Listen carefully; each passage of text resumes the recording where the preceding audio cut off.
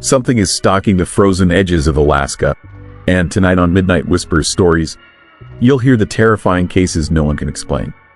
Roads where footsteps follow cars, cabins that glow when no one's inside, radio signals from people long gone, and snow giants sleeping beneath the ice. If true horror is what you crave, stay close. Subscribe, settle in, and tell us in the comments where you re-listening from. Your voice keeps the darkness awake. Story 1. Frost that follows. What would you do if you woke up one morning and found a perfect snowflake pattern etched into your skin, frozen and burning at the same time, knowing that two other people with the same marks were already dead? I lived through that nightmare, and what I discovered about the cursed apartment building in Anchorage still haunts every moment of my waking life. My name is Jennifer, and in the winter of 1992, I moved into the North Star Apartments on the east side of Anchorage. I was 28, recently divorced, starting over in a city where nobody knew my past. The building was old but affordable, a 6-story concrete structure that had been there since the 60s. My unit was on the 4th floor, a small one-bedroom with a view of the parking lot and the Chugach Mountains beyond. It seemed perfect, safe, normal. I had no idea I was moving into the most terrifying and disturbing mystery Alaska had ever seen. The first death happened 3 days after I moved in. Mrs. Patterson, a widow in her 70s who lived in Unit 203, was found by her daughter during a wellness check. The official cause was hypothermia, which seemed impossible since the building's heating system was working fine and the temperature in her apartment had been a comfortable 70 degrees. But it was the marks on her body that made even the hardened police officers step back in shock and fear. Intricate patterns of frost covered her arms and chest, delicate crystalline designs that looked like they'd been painted by an artist, each line perfect and deliberate, forming shapes that resembled snowflakes but weren't quite right, weren't quite natural. I heard about it in the laundry room 2 days later. The other tenants were whispering, their voices low and frightened, talking about how Mrs. Patterson's skin had been ice cold to the touch, how the frost patterns had remained visible even after her body started to warm up, leaving behind strange silvery scars that the mortician couldn't explain. Some people said she'd been frightened of something in her final hours, that neighbors had heard her talking to herself through the walls, her voice getting more and more panicked as the night went on. I didn't think much about it at first. Tragic, yes, but old people die. It happens. What I didn't know was that Mrs. Patterson was just the beginning, the first victim in a pattern of horror that would claim 2 more lives and nearly take mine as well. The second death came 4 days later.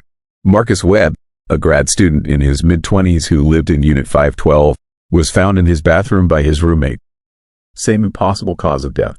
Same terrifying frost patterns covering his skin, more elaborate this time, spiraling across his back and legs in designs that seemed to move when you looked at them too long, that created optical illusions of depth and motion. The building superintendent told anyone who would listen that Marcus had complained about the cold in his apartment, had called maintenance 3 times in the 2 days before his death, insisting that there was ice forming on his walls even though the thermostat showed normal temperatures. That is when the fear really started spreading through the building. People began moving out without notice, breaking their leases, willing to lose their security deposits just to get away from the North Star Apartments. The ones who stayed started sleeping in groups, too frightened to be alone, convinced that something was hunting through the building, choosing victims according to some pattern only it understood. I should have left with them, but I was stubborn, broke, and convinced that there had to be a rational explanation. Carbon monoxide poisoning, maybe, or some kind of chemical leak that was causing hallucinations and hypothermia. I bought a detector, checked all my vents, and decided to stay. That decision almost killed me. The third death was Robert Chen, a software engineer in his 40s who lived directly above me in Unit 504. I was the one who found him. I'd gone upstairs to complain about water dripping through my ceiling, annoyed and completely unaware of the horror waiting behind his door. When he didn't answer my knocking, I tried the handle and found it unlocked. The apartment was freezing, so cold I could see my breath, frost forming on every surface despite the heater running full blast. Robert was in his living room, sitting in his recliner, his eyes wide open and staring at the ceiling. The frost patterns on his skin were the most elaborate yet, covering his entire body in swirling, interconnected designs that seemed to tell a story, that formed images of things I couldn't could quite make out, but that filled me with a primal, instinctive dread. And here, it's the part that made me run screaming from that apartment. The patterns were still spreading. Even though he'd been dead for hours, I could see the frost slowly creeping across his skin, new crystals forming, new designs appearing as I watched. The police came, of course. Detectives, forensic teams, even the FBI got involved after the third death. They had no explanation. The autopsy showed that all three victims had literally frozen from the inside out, their core body temperatures dropping to impossible levels while they were in heated rooms with functioning thermostats. The frost patterns defied analysis, the crystal structures unlike anything found in nature, behaving in ways that violated known physics. That night, alone in my apartment, I started researching the building, its history. What I found made my blood run cold. The North Star Apartments had been built on the site of an old ice house, a commercial building where they stored blocks of ice cut from nearby lakes back before refrigeration. In 1896, a fire had broken out in the building next door, and 7 workers had locked themselves in the ice house to escape the flames. They'd frozen to death waiting for rescue that came too late, their bodies preserved in the ice for 3 days before anyone found them. But the really disturbing part was what I found in old newspaper articles from the 60s and 70s. The North Star had always had problems. Strange cold spots, unexplained ice formation, and deaths. Lots of deaths. At least one person per decade had died of hypothermia in the building, always with the same impossible circumstances, always with frost patterns on their skin. The records had been carefully buried. The incidents spread out enough that nobody had ever connected them, but once I started looking, the pattern was undeniable. I decided to leave the next morning. I started packing my things at midnight, working fast, desperate to get out before whatever had killed the others came for me. That is when I felt it. A cold spot in my living room, a pocket of air so frigid it made my skin ache. And in that cold, I heard something. Whispers, faint and distant but unmistakable. 7 voices speaking in unison. Their words in a language I didn't recognize but somehow understood. They were calling, begging, pleading for warmth, for heat, for the life that had been stolen from them over a century ago.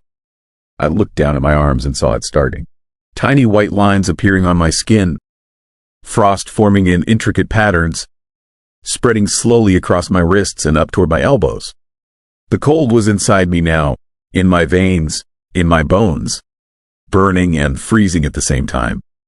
I tried to run, but my legs wouldn't work properly. My movements sluggish and heavy like I was walking through deep water. That is when I understood. The victims hadn't been chosen randomly. I did notice something the police had missed. Mrs. Patterson had moved in 3 days before she died. Marcus Webb, 4 days. Robert Chen, 5 days. And I was 6 days into my lease. The pattern was clear and horrifying. Whatever haunted the North Star was taking one person per decade, but it waited, letting them settle in, letting them feel safe before it struck. I did the only thing I could think of. I turned on every heat source in my apartment. The oven, the stove burners, my space heater, even my hairdryer. I cranked the thermostat to 90 degrees and stood in the hottest water my shower could produce, watching as the frost patterns on my skin slowly receded, melting away but leaving behind those same silvery scars that marked me as someone who had been touched by whatever called the North Star home. I stayed in that scalding shower for 3 hours until the sun came up and the cold spots in my apartment finally dissipated. The whispers faded away, but not before I heard one final message, clear and chilling in its certainty. They told me the pattern would continue, that every 10 years, the building would claim its victim, that I'd gotten lucky, escaped by understanding the rules, but others wouldn't be so fortunate. I moved out that morning, taking only what I could carry, leaving everything else behind. The North Star apartment still stands today, though it has changed names 3 times and been renovated twice. The deaths stopped for a while after 1992. But I keep track. I have to, because I know that somewhere in that building, in the cold spots between the walls, 7 frozen souls are still waiting, still calling out for the warmth that was stolen from them, still hungry for the life they lost. And here, it's what keeps me awake at night, what makes me check my skin every morning for any sign of those terrible frost patterns returning. I can still feel the cold sometimes. On winter nights when the temperature drops and the wind howls outside my window, I feel that same burning freeze in my veins. Like whatever touched me in the North Star left a piece of itself behind. A connection that can never be fully broken. The scars on my arms have faded over the years, but they're still there if you know where to look. Silvery lines forming patterns that seem to shift and change in certain lights. Sometimes I trace them with my fingers and feel the cold radiating up from deep beneath my skin. And I wonder if I really escaped it all, or if I'm just another victim waiting for the pattern to complete itself. I've tried to warn people over the years, posting online, contacting the current building management, even going to the media. But nobody wants to hear it. The building is profitable. The deaths are spread out enough that they seem unconnected. And who is going to believe a woman with a story about supernatural frost and frozen ghosts? So I watched from a distance, checking the obituaries, counting down the years until the next death, knowing it was coming but powerless to stop it. The building is coming up on another decade soon. 32 years since I escaped. I've thought about going back, about trying to warn whoever might be the next victim, but I'm terrified of what might happen if I set foot in that building again. What if the connection is still there? What if stepping through that door completes some pattern I interrupted, some cycle I was always meant to be part of? So here is my question for you, and I need you to really think about this. If you moved into a new apartment and started experiencing unexplained cold spots, started hearing whispers in the walls, started seeing frost forming in patterns on your skin, would you leave immediately, or would you convince yourself there was a rational explanation until it was too late? Write your answer in the comments, because I need to know if anyone else would recognize the danger before it is too late. Because that knowledge, that ability to see the horror before it takes you, might be the only thing that saves your life when the cold comes calling. Story 2. Frozen Song. I never believed in curses until I heard my brother humming that melody in the middle of the night. It started 3 weeks ago when I flew into Bethel, Alaska to check on him. Matt had been working as a water quality specialist for the state, testing samples from villages along the Kuskokwim River. His emails had grown strange, disconnected, talking about patterns in the ice and songs he kept hearing in his sleep. I thought he was just losing it from the isolation. Small towns in rural Alaska can do that to you, especially during the dark months. But when I arrived at his cabin just outside Akiak, I found something far more terrifying than loneliness. The door was unlocked. That was the first sign something was wrong. In Alaska, you always lock your doors, not because of people, but because of what wanders in from the wilderness. I pushed it open and called his name.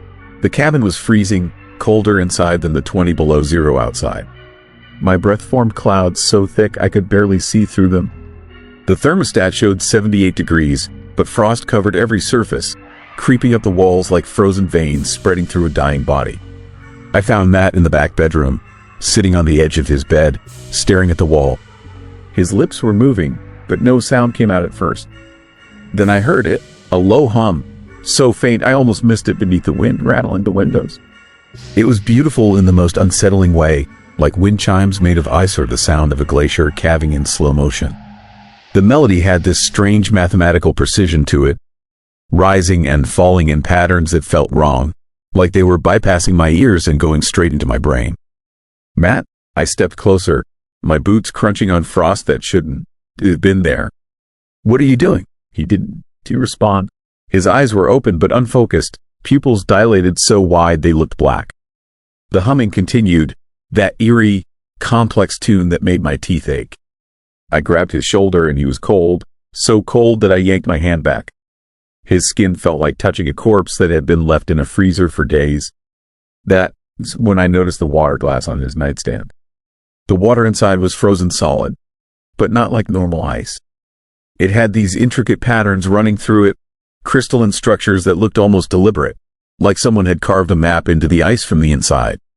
I picked it up and held it to the light from the window. The patterns seemed to move, shifting and rearranging themselves as I watched. I called 911, but in villages this remote, help takes time. The nearest hospital was in Bethel, 40 minutes by plane if the weather was good. It wasn't. A storm was rolling in from the Bering Sea, and the dispatcher told me no flights would go out until morning. I was on my own with whatever was happening to my brother. He hummed for 6 hours straight. I tried everything. I shook him, shouted at him, even slapped him across the face.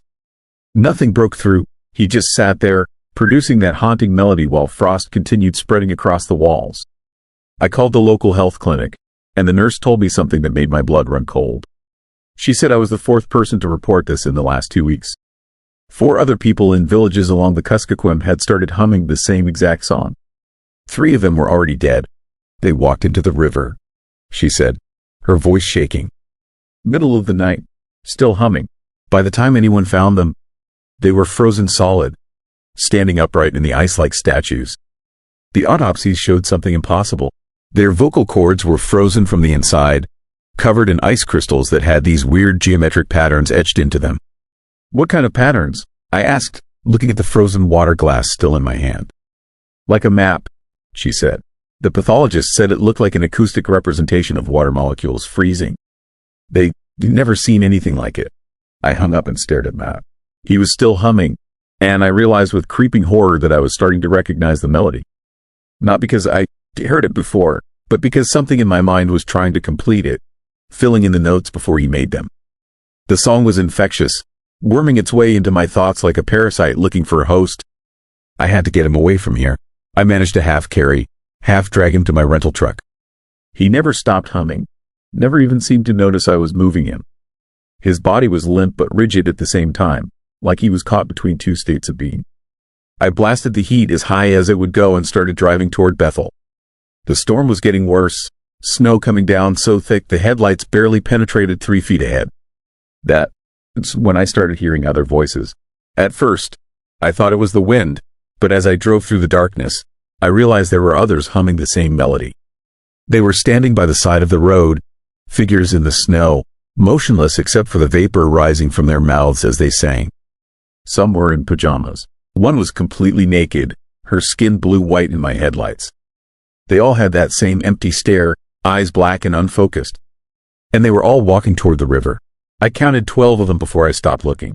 The road paralleled the Kuskokwim for miles, and every few hundred yards, another person appeared, trudging through waist-deep snow toward the frozen water.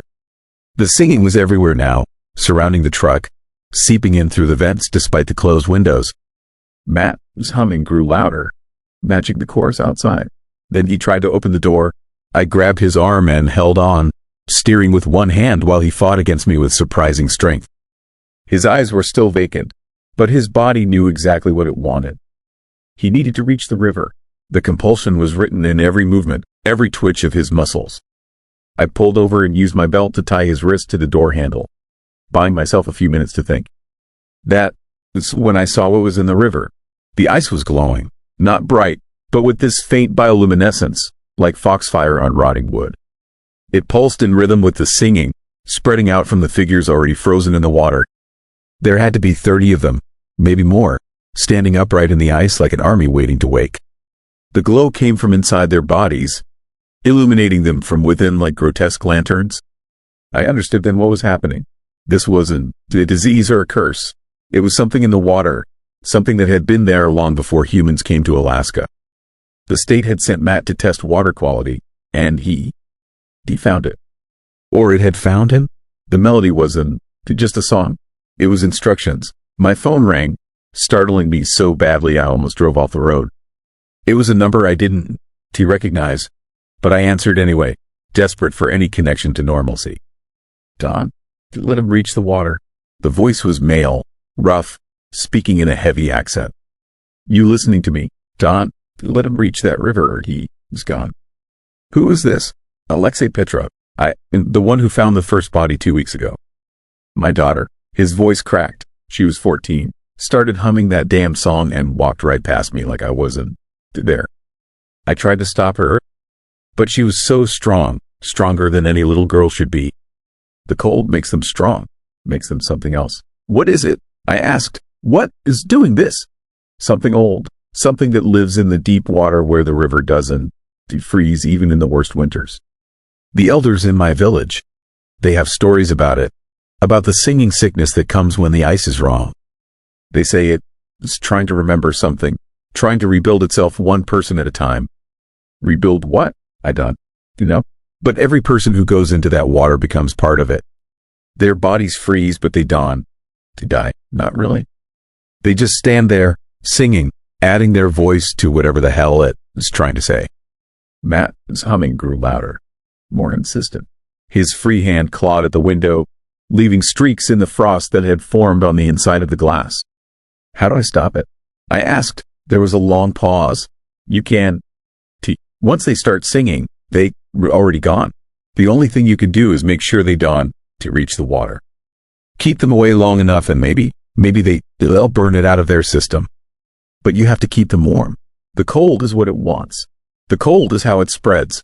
He hung up before I could ask anything else. I looked at Matt and made a decision that still haunts me. I turned the truck around and drove away from Bethel, away from the hospital, away from anyone who might try to help. I drove inland, away from the river, until I found an old hunting cabin I'd seen marked on a map. It took me an hour to break the lock, and by then Matt had gone silent. That terrified me more than the humming.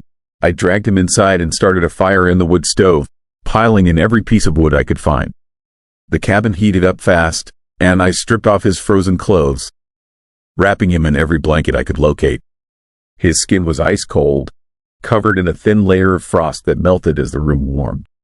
For 3 days, I kept him there. 3 days of him fighting to get out, of that horrible humming starting and stopping, of me burning through the cabin, his entire supply of firewood and then breaking apart furniture to keep the stove going. 3 days of watching frost form and melt on his skin, of seeing those strange crystalline patterns appear in every glass of water I tried to give him. 3 days of barely sleeping, terrified that if I closed my eyes for too long, he'd somehow get past me and find his way back to the river. On the 4th day, he opened his eyes and spoke my name. His voice was hoarse, barely a whisper, but it was him. Actually him, not whatever had been wearing his body like a suit. He didn't remember any of it. Not the humming, not trying to reach the river. Nothing from the moment he'd taken his last water sample from the Kuskokwim until he woke up in that cabin. We made it back to Bethel 2 days later, after the storm cleared. The authorities had quarantined the entire river valley. 43 people had walked into the water during those 3 nights. 43 bodies now stood frozen in the ice, still humming their terrible song loud enough to hear from the shore. The state sent in a team from the CDC, hazmat suits and all. They tested everything, the water, the ice, the soil. They found nothing, no bacteria, no viruses, no chemical contamination. Whatever had caused the singing sickness, it was either too small for their equipment to detect or too strange for them to recognize. But I saw their faces when they came back from the river. I saw the way they wouldn't look at each other, the way they packed up their equipment faster than necessary and left without filing a complete report. They'd seen something out there, something that made them want to pretend this had never happened. The quarantine was lifted after 2 weeks. The official explanation was mass hysteria triggered by isolation and seasonal depression. The medical examiner's report listed all 43 deaths as accidental drowning. The frozen vocal cords, the strange ice crystals, the identical nature of the melody each victim hummed, all of it was quietly buried in files marked classified. Matt recovered, mostly. He left Alaska and moved to Phoenix, as far from water and ice as he could get. But sometimes, on cold nights when the temperature drops below freezing, I'll call him and hear that slight pause before he answers. That moment of hesitation that tells me he is fighting the urge to start humming again. I still have nightmares about those figures in the ice, standing in their frozen cathedral beneath the surface of the Kuskokwim. In my dreams, I can hear them singing, each voice adding to a song that has been building for longer than humans have existed. They were still there, waiting in the dark water, trying to remember what they used to be before the cold took them.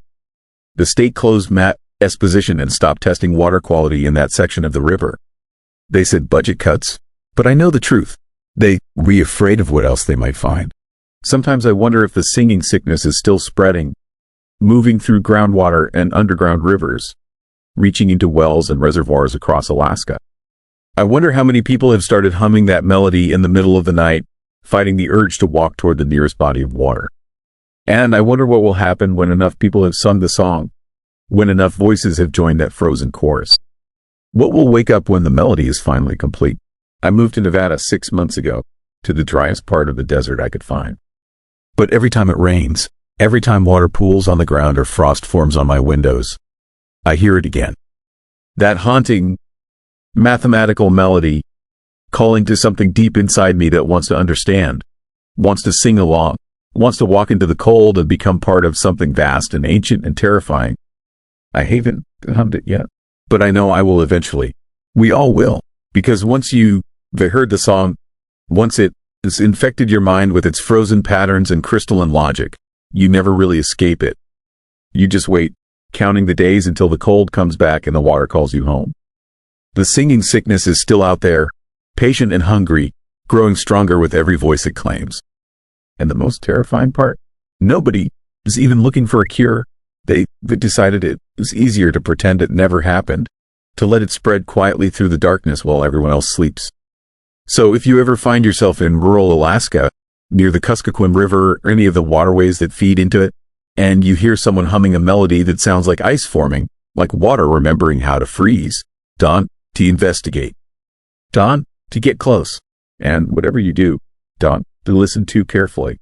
Because once you recognize the pattern, once you understand the song, it is already too late. You're already singing. Story 3, Fairbanks Midnight, the case that slept for decades. I found the photograph in an evidence box that should not have existed. My name is Marcus Webb. I am a cold case investigator for the Alaska State Troopers, and what I discovered in the winter of 2019 changed everything I thought I knew about fear, about darkness, and about the horrifying truth that had been sleeping beneath the University of Alaska Fairbanks campus for almost 40 years. The photograph showed a young woman, Sophie Kincaid, 21 years old, journalism major. She disappeared on December 17, 1983, during the endless Fairbanks midnight, when darkness swallows the world for 22 hours a day. Her body was found 3 days later in a maintenance tunnel beneath the university library. Strangled, left in the shadows where steam pipes hissed and dripped. The case went cold within months. No suspects, no witnesses, just another unsolved nightmare filed away in a basement archive. But that photograph, something about it made my skin crawl. Sophie was smiling in the image, taken at a campus party just hours before she vanished. Behind her, barely visible in the grainy darkness of the background, stood a figure. A shadow wearing what looked like a maintenance uniform. The face was blurred, but the eyes were wrong. Too bright, too focused, staring directly at Sophie with an intensity that felt predatory, hungry, deeply disturbing. I had reopened the case because of DNA. Modern technology had finally caught up with the evidence collected decades ago. A skin cell, a single fragment of genetic material pulled from beneath Sophie's fingernails. After 36 years, we finally had a profile to search. The match came back within 72 hours. Thomas Greer, age 68, former university maintenance worker, retired, living alone in a cabin 15 miles outside Fairbanks, deep in the frozen forest where daylight barely reaches even in summer. The darkness there is absolute, suffocating, terrifying in its completeness. I drove out to his property on a Wednesday morning when the temperature had dropped to 30 below zero. The kind of cold that burns your lungs. The kind that makes you feel like the world itself wants you dead. My breath formed ice crystals on the inside of my windshield as I navigated the narrow dirt road leading to his cabin. The structure appeared through the trees like a rotting tooth. Dark wood, crooked chimney, windows so dirty they looked black. Smoke rose from somewhere behind the building, gray against the white sky. Everything about this place felt wrong, eerie, unsettling in a way that made my training scream at me to call for backup. But I wanted answers first. Just a conversation. Just a few questions before the lawyers got involved. I knocked. No answer. The door was unlocked. The smell hit me first. Not decay, something worse. Chemical, sharp, mixed with something organic and rotting. The interior was a single room. Bed in one corner. Kitchen area with a stove covered in grease. And photographs. Hundreds of them, covering every wall, every surface. Young women, all around 20 years old. All students. Some I recognized from other cold cases. Disappeared girls from the university spanning 4 decades. Their faces stared at me from the walls, frozen in moments of joy, unaware they were being watched, hunted, marked for something horrifying. My hand moved to my weapon. My heart hammered against my ribs. This was not just Sophie Kincaid. This was a pattern. A nightmare that had been repeating itself in the darkness for longer than I had been alive. A sound came from behind the cabin. Metal scraping. Rhythmic, methodical. I moved through the back door and into the forest clearing. Thomas Greer stood beside a fire pit, burning something. Papers, photographs, evidence turning to ash and smoke. He was tall, gaunt, with skin like old leather. When he turned to face me, his eyes held that same wrong brightness from the photograph. That same predatory focus. He smiled, not surprised, not scared, just smiled. I identified myself, told him he was under arrest. Read him his rights in a voice that sounded steadier than I felt. He did not resist. He simply stood there, watching me with those disturbing eyes, and began to speak. What he told me was worse than murder. Thomas Greer had worked university maintenance for 34 years. He had keys to every building, every tunnel, every forgotten space beneath the campus. He knew the architecture better than the people who designed it. And he had used that knowledge to create something chilling, something that made my blood run cold even in the Alaskan winter. He had built a room, hidden in the deepest maintenance tunnel beneath the library. A place where darkness was total and soundproof. A place where he could keep them. Not all of them died quickly, he said. Some lasted days, weeks, screaming into the shadows where no one could hear them. Sophie Kincaid had been his 11th victim. There were 17 more after her. The investigation that followed was the most horrifying experience of my career. We excavated the tunnels beneath the university, found the room exactly where he described. The walls were covered in scratches, fingernail marks, desperate clawings from women trying to escape. We found hair, bone fragments, pieces of jewelry that matched missing persons reports going back to 1976. The DNA evidence confirmed what he had confessed. 18 victims, 18 families who had spent decades wondering, hoping, praying their daughters might still be alive somewhere. The media called it the Fairbanks Midnight Murders, the biggest serial killer case in Alaska history. But there was something else, something that still keeps me awake at night. During the excavation, we found a notebook, hidden beneath a loose floor tile in that terrible room. Pages and pages of handwritten entries, dates, times, descriptions, but not just from Thomas Greer. The handwriting changed partway through. Different styles, different pens, different decades. Someone else had used that room before him. Someone who had started this nightmare back in the 1960s, when the university was new and the tunnels were being built. Thomas Greer had discovered the space during his first week of work. Found the bones of earlier victims. Found the tools, found the legacy, and he had continued it. We never identified the first killer, the original architect of this horror. The DNA from the earlier remains was too degraded. The records from that era were incomplete, lost to time and administrative neglect. Somewhere out there, someone had gotten away with murder, had built this nightmare and walked away clean. That thought terrifies me more than anything else, because it means the darkness beneath that campus existed long before anyone knew. It means students had been walking above a graveyard for 50 years, completely unaware. It means evil can hide in plain sight, patient and calculating, waiting for the right moment to strike. Thomas Greer was convicted on 18 counts of first-degree murder. He is currently serving consecutive life sentences at Spring Creek Correctional Center in Seward. He will die in prison. Justice, in some small measure, was served. But I still think about Sophie Kincaid, about her smile in that photograph, about the shadows standing behind her, watching, planning, already marking her for death. I think about the 17 others who came after, the families who finally got answers but will never get their daughters back. And I think about that first killer, the one who started it all, the one who might still be alive, might still be living in Fairbanks, might still be watching. The university sealed the maintenance tunnels. The room where those women died is now filled with concrete. But sometimes, late at night when I am working alone in my office, I imagine I can hear them. The scratching, the desperate sounds of fingernails against stone, the echoes of screams that no one heard when it mattered. The case that slept for decades is finally closed. The DNA breakthrough gave us answers. Technology solved what human investigation could not. But it also showed us something deeply disturbing, something that haunts me every single day. Darkness does not need light to thrive. Evil does not need recognition to exist. And sometimes, the most terrifying monsters are the ones who wear ordinary faces, who hold ordinary jobs, who walk among us completely unseen until it is far too late. Sophie Kincaid has been dead for 41 years. But her case taught me that some nightmares never truly end. They just wait in the shadows, patient and hungry, ready to wake up the moment someone starts asking the right questions.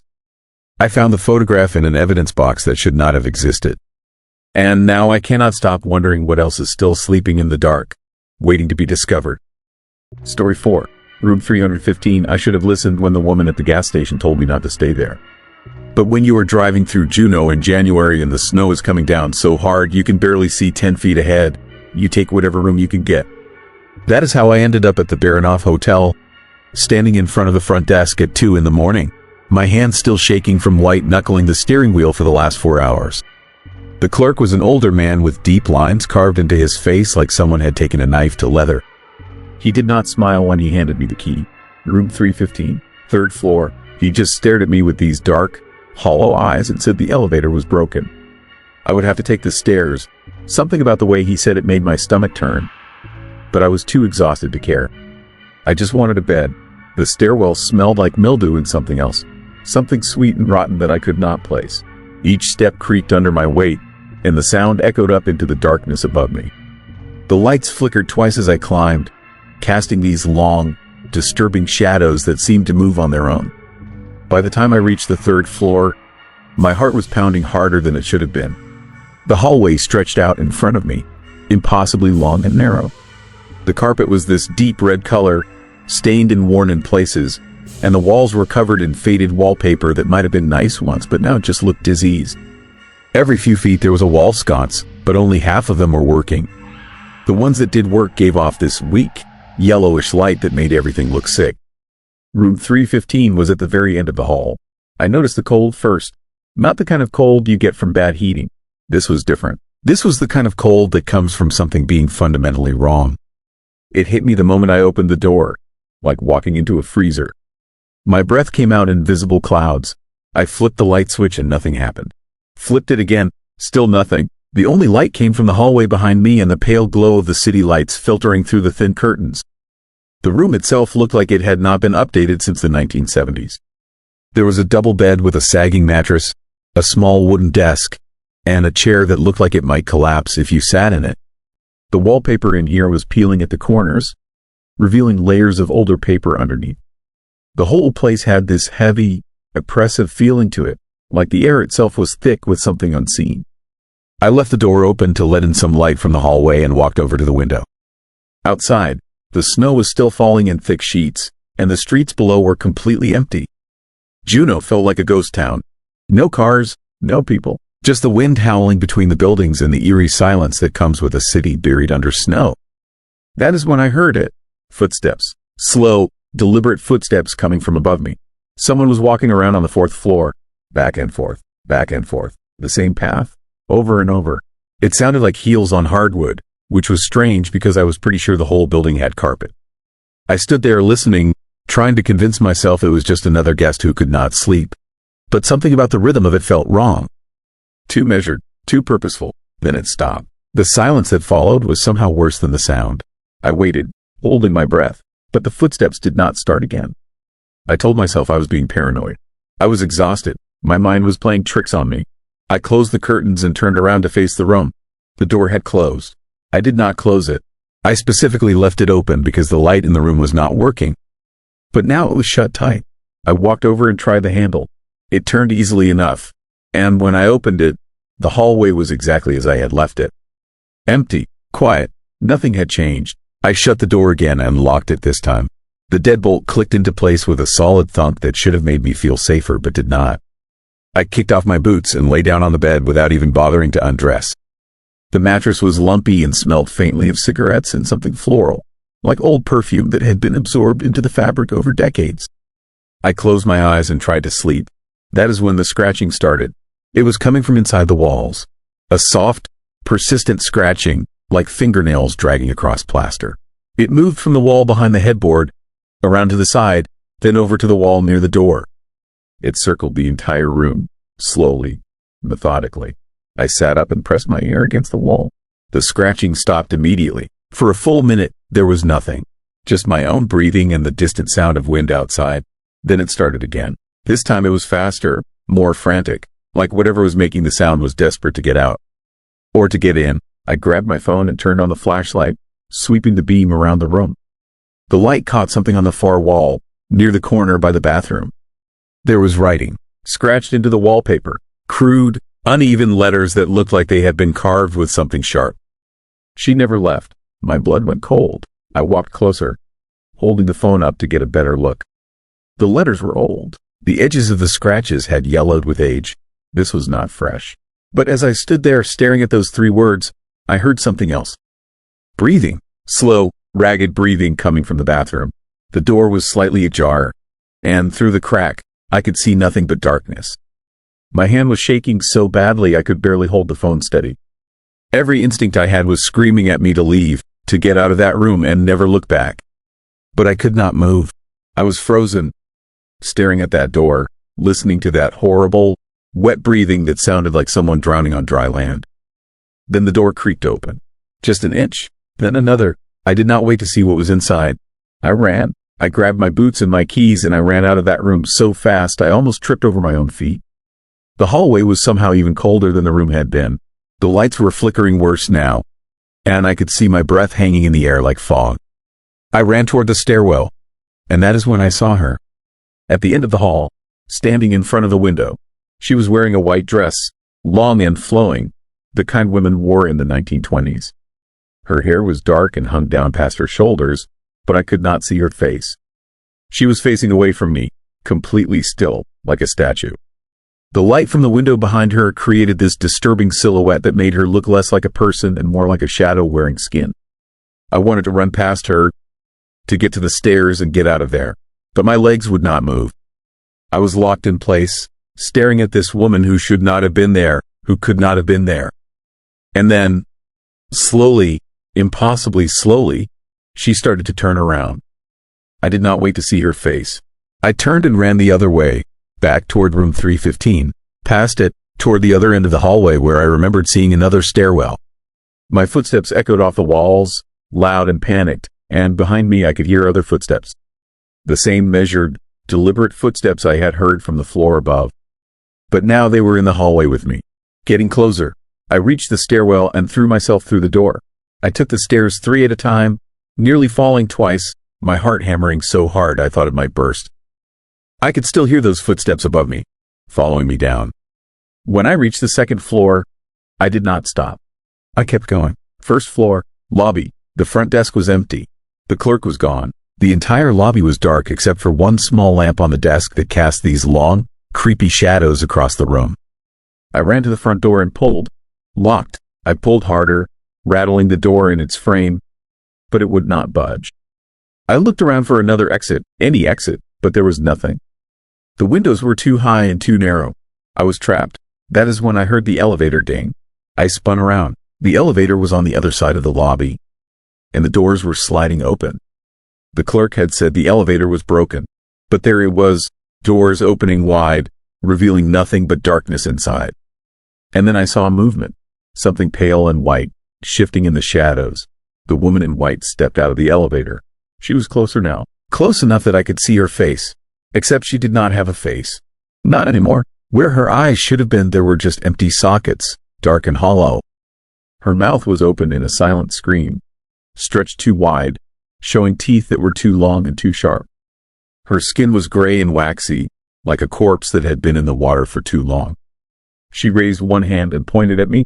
Her finger was skeletal, the nail long and cracked. And then she spoke. Her voice was not a voice. It was the sound of wind through a graveyard, of dirt being shoveled onto a coffin, of things best left buried. She said one word, "Stay." I heard footsteps behind me. I turned and saw the clerk standing at the bottom of the stairs.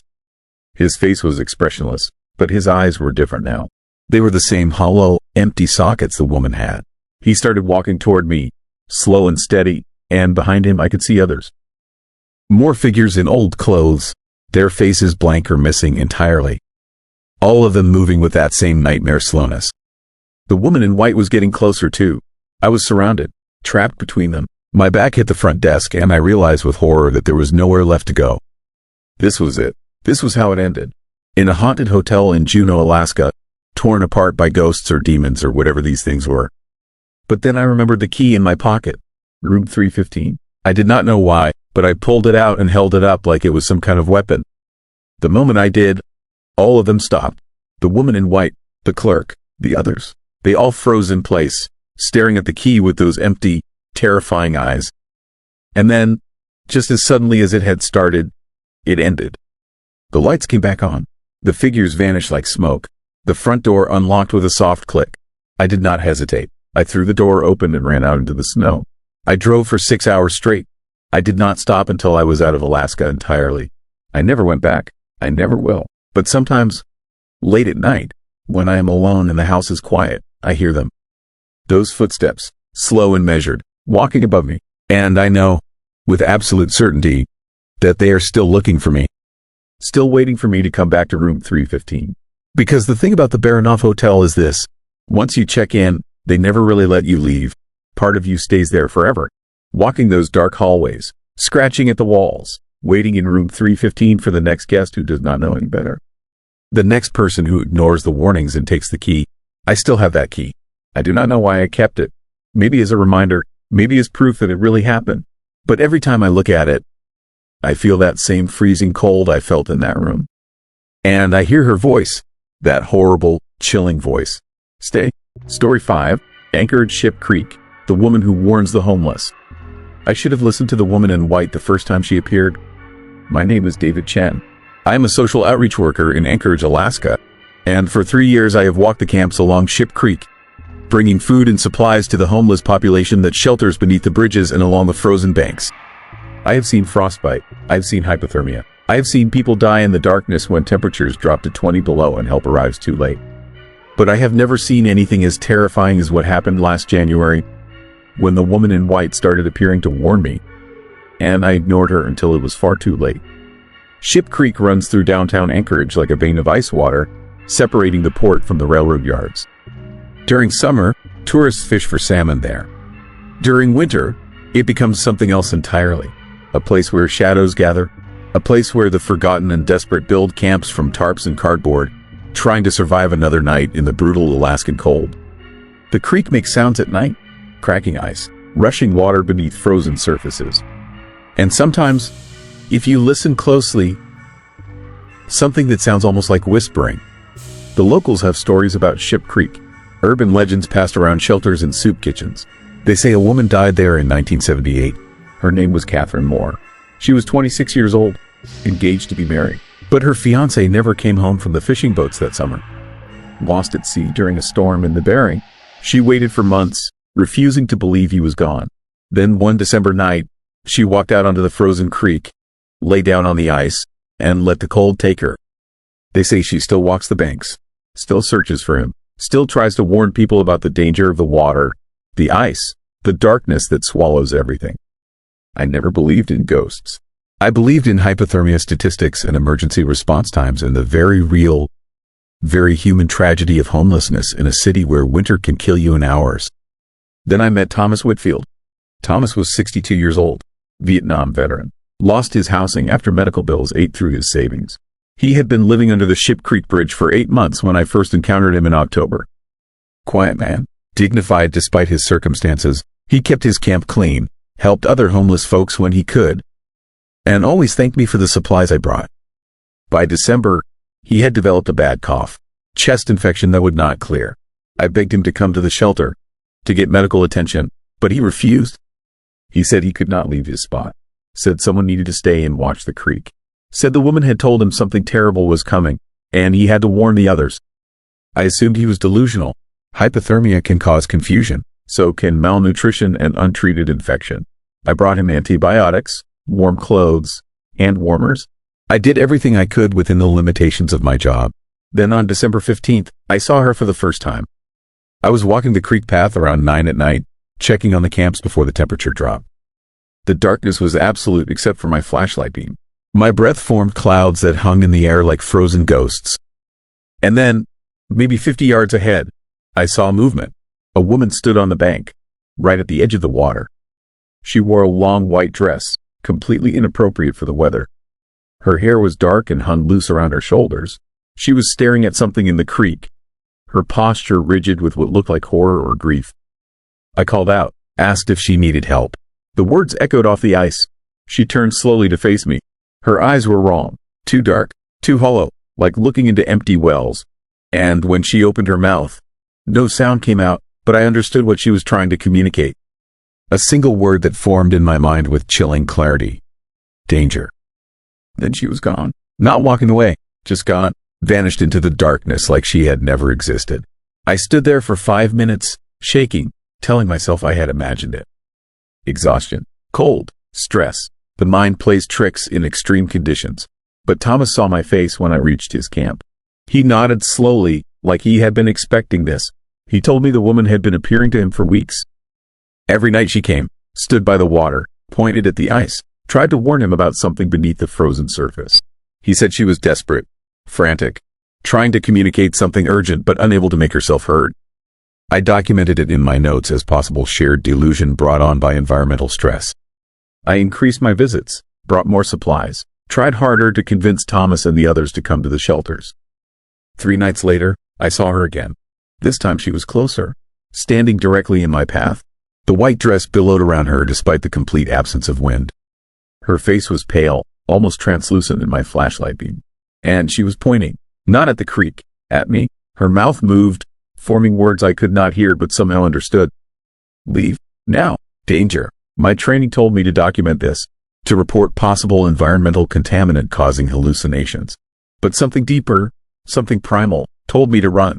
I did not run. I walked past her, feeling the temperature drop 20 degrees in the space where she stood. The cold was wrong, not natural. It burned my skin through my jacket. And as I passed, I heard it. Not with my ears, with something deeper. A voice inside my skull, ancient and desperate and terrifying. The ice is hungry. The darkness wants them. You must make them leave. I spun around. She was gone again, but now I could see what she had been pointing at. The creek ice. It looked wrong, too thin for mid-December. Too dark, and beneath it, something moved. Shadows that seemed to swim through the frozen water like enormous fish. I radioed for backup, got my supervisor on the line. Told him we needed immediate evacuation of the Ship Creek camps. Something about the ice conditions. Something wrong. Something dangerous. He asked if I was feeling okay. Asked about my stress levels. Suggested I take a few days off. I did not take time off. I went back the next night with emergency supplies and a plan to personally evacuate every camp along the creek. I would get them to safety whether they wanted to go or not. Thomas was waiting at the top of the path. He looked worse. Skin gray, eyes sunken. The cough had gotten deeper, wetter, more disturbing. But he was packed, his few belongings in a trash bag. He told me the woman had come to him that afternoon, had actually touched him, her hand ice cold against his face, had shown him something, a vision, a memory, whatever it was had convinced him. He was ready to leave, ready to warn the others. We went camp to camp, 11 people total living along that stretch of creek. Most were reluctant, but Thomas had a way of speaking to them, a credibility I lacked. By midnight, we had 9 people loaded into the outreach van, heading to emergency shelter beds. 2 refused, a couple in their 40s named Jake and Maria Santos. They had been on the streets for 6 years, had survived worse winters than this. They were not leaving their camp. Not for some crazy ghost story. I begged them. Thomas begged them. We offered them everything we could think of, but they would not budge. At 1:15 in the morning, I made the decision to leave.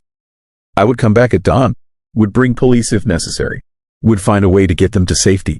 The radio call came at 2:37. Ship Creek Bridge had collapsed. The ice had given way beneath it. Not just surface ice, the entire structure had somehow destabilized. Dozens of tons of concrete and steel had crashed through into the water below. The Santos camp had been directly underneath. The recovery took 3 days. When they finally pulled Jake and Maria from the wreckage, the medical examiner found something that made no sense. Their bodies showed signs of advanced hypothermia, but they had not drowned. They had frozen to death before the bridge collapsed, while sitting in their tent, in sleeping bags, with a working propane heater. The temperature inside the tent, measured by a still-functioning thermometer they kept, had somehow dropped to 40 below zero in a matter of minutes. The investigation called it a tragic accident, structural failure, age of the bridge, freeze-thaw cycles weakening the supports. Nothing anyone could have predicted or prevented. But I knew different. Thomas knew different. And so did the 8 other people we had evacuated that night. The woman in white appeared one last time, a week after the collapse. I was visiting Thomas in the hospital where he was finally getting treatment for his infection. I looked out the window toward Ship Creek, and there she was, standing on the bank, staring at the remains of the bridge. This time her face was peaceful, satisfied, like she had finally done what she needed to do, like her warning had been heard, at least partially, like she could rest knowing she had saved the ones who would listen. Then she turned, walked toward the water, and simply faded into the winter darkness. Thomas died 3 weeks later. The infection had spread too far, damaged too much. But before he passed, he told me something that still haunts me. He said Catherine Moore had shown him her memory. The night she died, she had not been alone on that ice. Her fiancé had come back.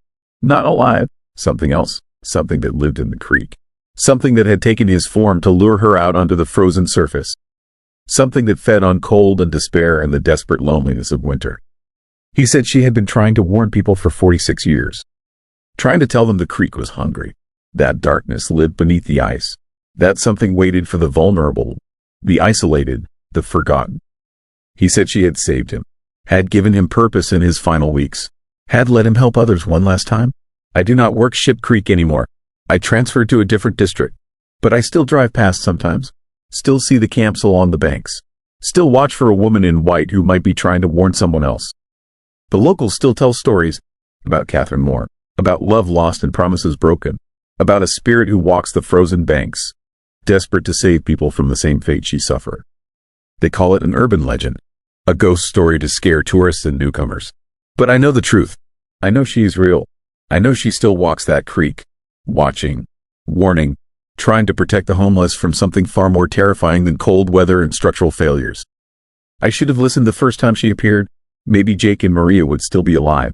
Maybe I could have saved them too. Instead, I learned what everyone in Anchorage eventually learns.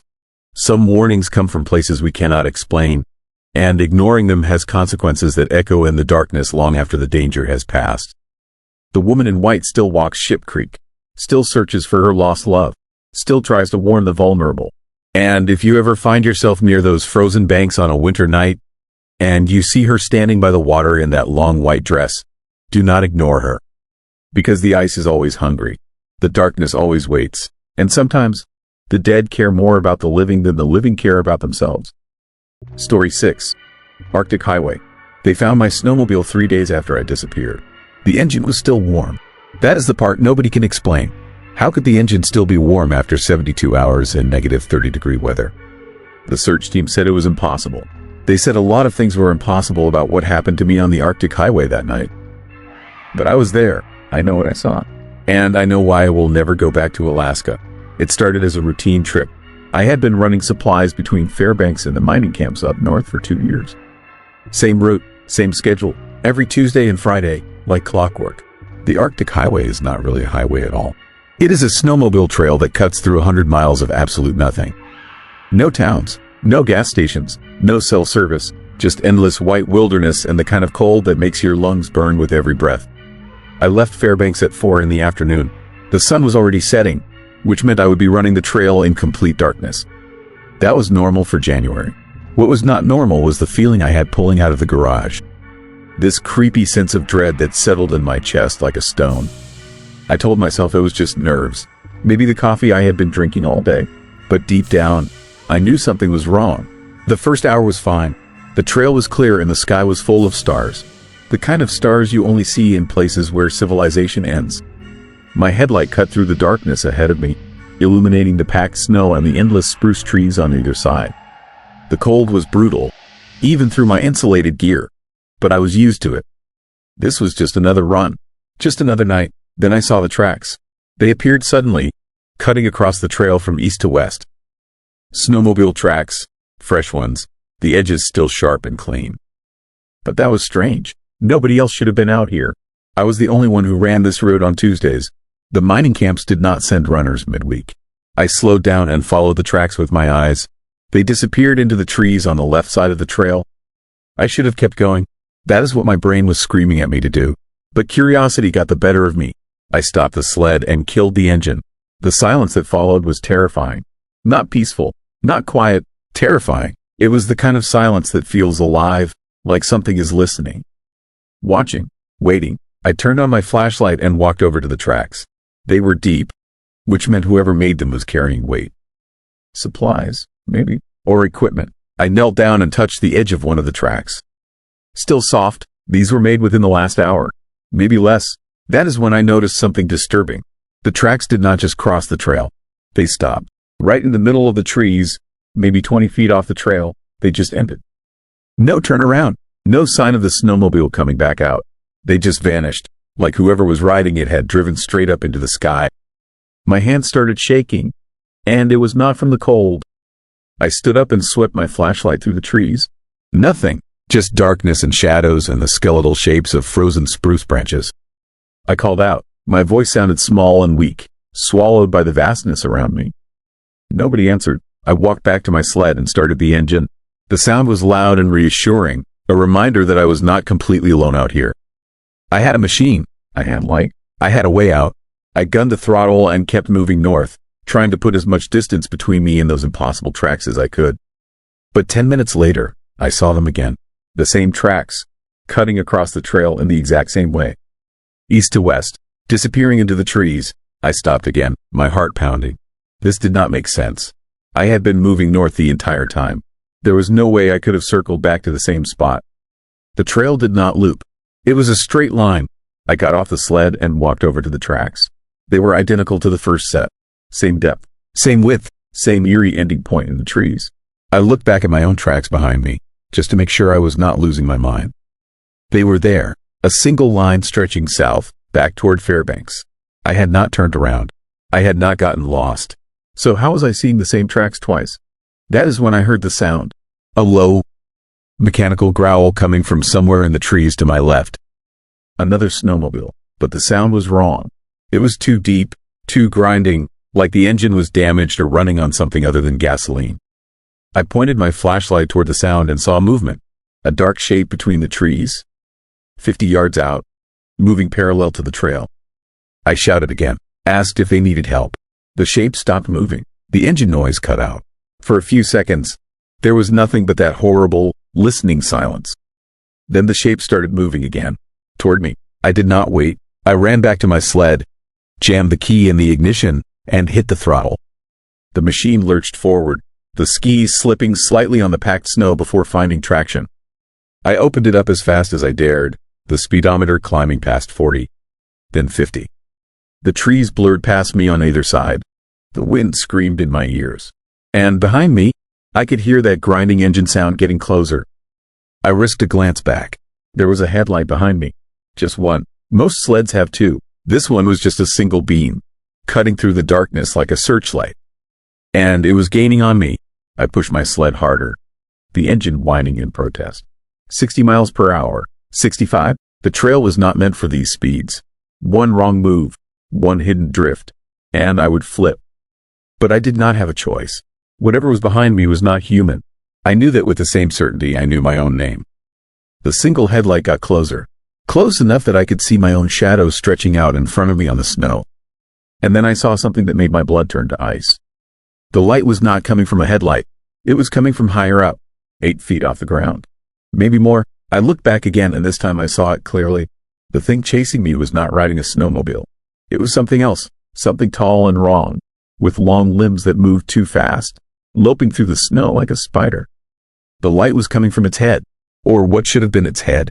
It was just a glowing white orb, bright and horrible, and fixed on me. I screamed. Not words, just a raw sound of pure terror.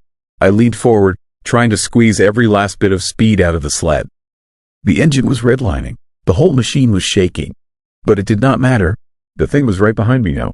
I could hear its breathing, wet and rasping, like lungs full of fluid.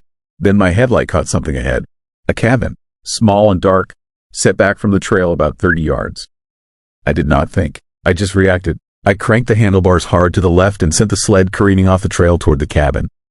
I hit a drift and went airborne for a second, then slammed back down hard enough to rattle my teeth. I skidded to a stop in front of the cabin and killed the engine. Grabbed my flashlight, ran to the door. It was unlocked. I threw myself inside and slammed the door shut behind me, then searched frantically for something to barricade it with. There was an old wooden chair. I shoved it under the handle. It would not hold for long, but it was something. I pressed my back against the door and tried to catch my breath. My lungs burned. My heart felt like it was going to explode. Outside, I could hear that wet, rasping breathing getting closer. The thing had followed me.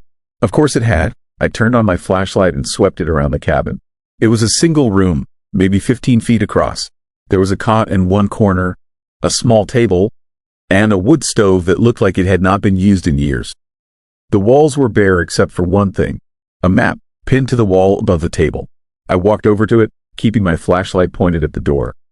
The map showed the Arctic Highway. My route, but someone had drawn on it in red marker. Circles and X marks scattered along the trail. And in the center, where I guessed I was right now, someone had written 2 words in large, shaky letters. Turn back. My hands were shaking so badly I almost dropped the flashlight. I looked at the door. The breathing outside had stopped. Everything was silent again. That listening, waiting silence that made my skin crawl. Then something hit the door. Hard. The wood cracked and the chair jumped. I stumbled backwards, my flashlight beam jerking wildly across the room. Another hit. The door was bowing inward. Whatever was out there was strong. Impossibly strong. I looked around desperately for another way out. There was a window on the far wall, small and covered in frost, but it might be big enough. I ran over and tried to open it. Stuck. I slammed my shoulder against the frame. Once. Twice. It gave way with a screech of rusted metal. Behind me, the door exploded inward. The chair went flying. I did not look back. I threw myself through the window and landed face first in the snow. I scrambled to my feet and ran for my sled. The engine started on the first try. Thank God. I hit the throttle and shot forward, back onto the trail, heading north again. I did not look back. I could not. I just focused on the trail ahead and prayed I would make it to the mining camp. I do not remember much of the next hour. It is all a blur of darkness and cold and fear. But eventually, I saw lights ahead. The camp. I had made it. I pulled in and collapsed off the sled. The miners found me 10 minutes later, half frozen and incoherent. They said I had been gone for 3 days. They said they found my sled 20 miles south of where I thought I was. The engine still running, still warm. They said there were no tracks around it except mine. No cabin, no map, no sign of anything chasing me. But I know what I saw. And 3 weeks later, another driver disappeared on the same route. They found his sled in the same condition. Engine warm, no tracks, and carved into the seat, in letters so deep they went through the vinyl into the foam beneath, were 2 words. Turn back. Nobody runs that route anymore. The mining camps have been abandoned. The trail is still there, marked on maps, but locals know better. They call it the trail to nowhere, because everyone who tries to follow it ends up lost. Or worse, I still wake up some nights hearing that breathing, that wet, rasping sound. And I know that thing is still out there, waiting in the darkness between Fairbanks and nowhere, for the next person stupid enough to ignore the warnings. Story 7. Seward Fisherman. The body on Resurrection Bay. The nets came up heavy that morning, and what we pulled from Resurrection Bay was not fish. My name is Robert Halloway. I have been a commercial fisherman out of Seward, Alaska for 23 years. I have seen storms that could flip a boat like a toy. I have seen whales breach so close you could touch them. I have seen the ocean in every mood it has, from glass calm to nightmare black with 30-foot swells. But I have never seen anything as horrifying as what came up in our nets on October 19th, 2022. 3 miles off the coast in water so cold it would kill you in minutes. It was an arm, human, severed cleanly at the shoulder. The skin was pale, almost translucent from time in the frigid water. But what made my blood run cold was the hand. The fingers were bent backward, broken, like someone had been clawing desperately at something. And carved into the forearm, crude and deep, were 3 letters, my deckhand Jimmy Kowalski threw up over the side. I radioed the Coast Guard immediately. Within 2 hours, Resurrection Bay was swarming with federal agents, Alaska state troopers, and a search and rescue operation that would become the most disturbing investigation in Seward's history. Because that arm was not the first piece of a body to surface in these waters. It was the 7th. The Coast Guard had been quietly investigating for 8 months. 7 partial remains recovered from various locations around Resurrection Bay, all showing signs of dismemberment, all preserved by the freezing water. But none of them matched. 7 different people, 7 separate victims. And until that October morning, they had kept it from the public to avoid panic in a town that depends on fishing and tourism to survive. But the carved message changed everything. This was not accidental. This was not drowning or boat accidents or the tragic but normal deaths that happen in commercial fishing. This was something else, something deliberate, something terrifying in its calculated cruelty. The FBI arrived within 48 hours, set up a command center in the Harbor Master Building, started interviewing everyone in town, fishermen, dock workers, hotel staff, anyone who might have seen something unusual over the past year. That is when the whispers started, about the man with no past, His name was Michael Kern. At least, that is what he told people when he arrived in Seward 14 months earlier. Quiet guy, early 40s, rented a small cabin up Lowell Point Road, right where the town ends and the wilderness begins. Paid cash, kept to himself, worked odd jobs around the harbor. Boat maintenance mostly. He was good with his hands. Good with engines. People hired him because he was cheap and competent. But nobody really knew him. Nobody knew where he came from. Nobody had ever been inside his cabin. And now that people started thinking about it, there was something unsettling about the way he watched the boats come in. Something too focused, too interested in who went out and when they returned. The FBI ran his name. Michael Kern had no history before arriving in Seward. No tax records, no employment history, no social media presence. The social security number he had given his landlord belonged to a man who died in Oregon in 1997. Michael Kern did not exist, which meant whoever was living in that cabin was using a dead man's identity. The raid happened at dawn on October 23rd. I watched from my boat as a dozen federal vehicles screamed up Lowell Point Road. Heard the helicopters overhead. Saw the tactical teams moving into position around the property. They found the cabin empty, but what they found inside made national news. A workshop in the basement, medical-grade bone saws, industrial plastic sheeting, freezers containing body parts that did not match any of the 7 victims already recovered. The walls covered in photographs. Surveillance photos, pictures of people around town, pictures of boats leaving the harbor, pictures of me. There were maps marking locations all around Resurrection Bay. Each marked location corresponded exactly to where remains had been discovered. But there were 13 more marks. 13 other spots where nothing had been found yet. The search operation expanded immediately. Coast Guard cutters dragged every marked location. And over the next week, they found them. 6 more sets of partial remains. Different victims, different timelines. Some had been in the water for over a year. 13 victims total. 13 people who had disappeared from Seward and the surrounding area over the past 3 years. Most were transient workers, seasonal fishing crew, people without strong ties to the community, people whose absence might not be noticed immediately or might be explained away as simply moving on to the next job. But Michael Kern was gone. Vanished. His truck was still parked at the cabin. His tools were still there. But he had disappeared as completely as his victims, leaving behind only questions and a trail of horror that paralyzed the entire town. The FBI profiler gave a briefing at the community center. Told us we were dealing with an organized killer. Someone who planned meticulously. Someone who understood the ocean, the tides, the patterns of marine life and decomposition. Someone who had probably been doing this for much longer than 3 years and in other locations before Seward. She said he would not stop. Said men like this never stop on their own. Said he was already somewhere else, already selecting new hunting grounds, already watching new victims with that same disturbing focus. That briefing was November 2nd. I did not sleep well for weeks after. Then on November 18th, something changed. Something that made everything so much worse.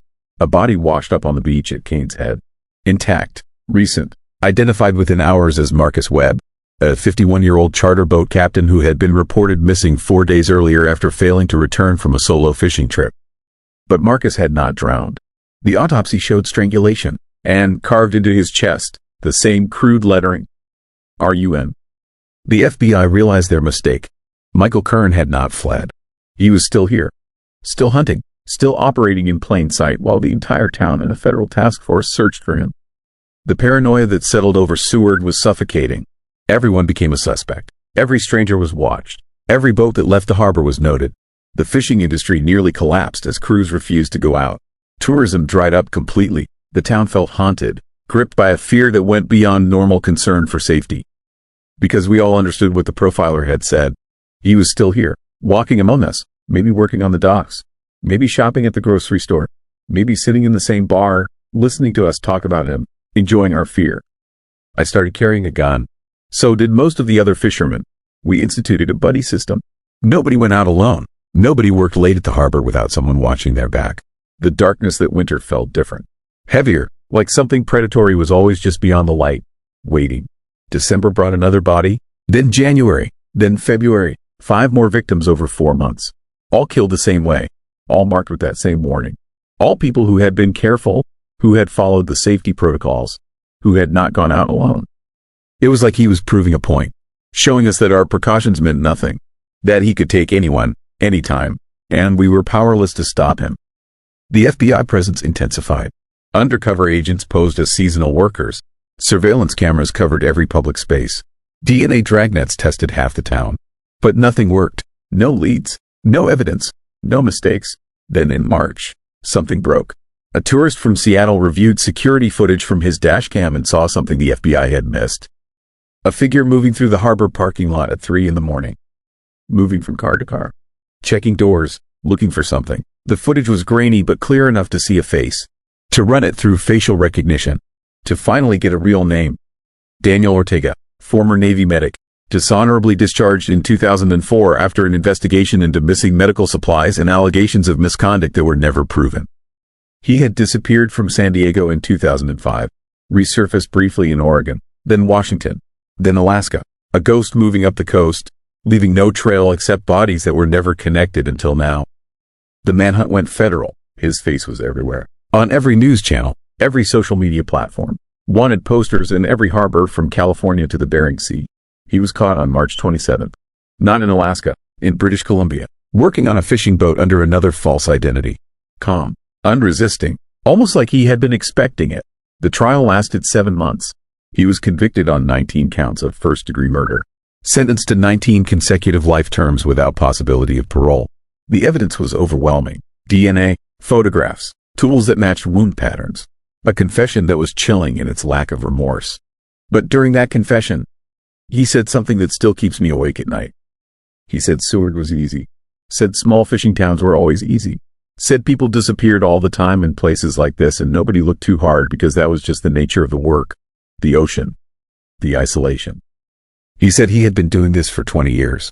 Said Seward was just one stop on a much longer journey. Said there were bodies in harbors all along the Pacific coast that would never be found, never be connected to him, never be counted. The FBI is still investigating, still trying to match his movements to unsolved disappearances in other coastal towns. The number keeps growing. 37 possibles, 42, 51, each one a person who vanished near the water. Each one potentially another victim of a man who understood that the ocean keeps secrets better than anything else on Earth. I still fish Resurrection Bay, but it feels different now, darker. Every time the nets come up heavy, my heart stops for a second. Every shadow on the water makes me look twice. Every stranger at the harbor makes me wonder. Because Daniel Ortega was right about one thing. Small fishing towns are easy. People do disappear. And sometimes, the most horrifying monsters are the ones who look exactly like everyone else, who work beside you, who wave hello in the grocery store, who hide in plain sight while carefully selecting their next victim. The bay is calm today, the water dark and cold and full of secrets. And somewhere beneath that surface are questions that will never be answered. Bodies that will never be recovered. Victims whose families will never know what happened. I pulled a severed arm from these waters 2 years ago. The message carved into it was simple. Arya and I should have listened. We all should have run. Should have abandoned this haunted place and never looked back.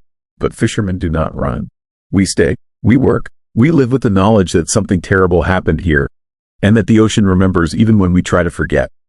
Resurrection Bay earned its name for a reason.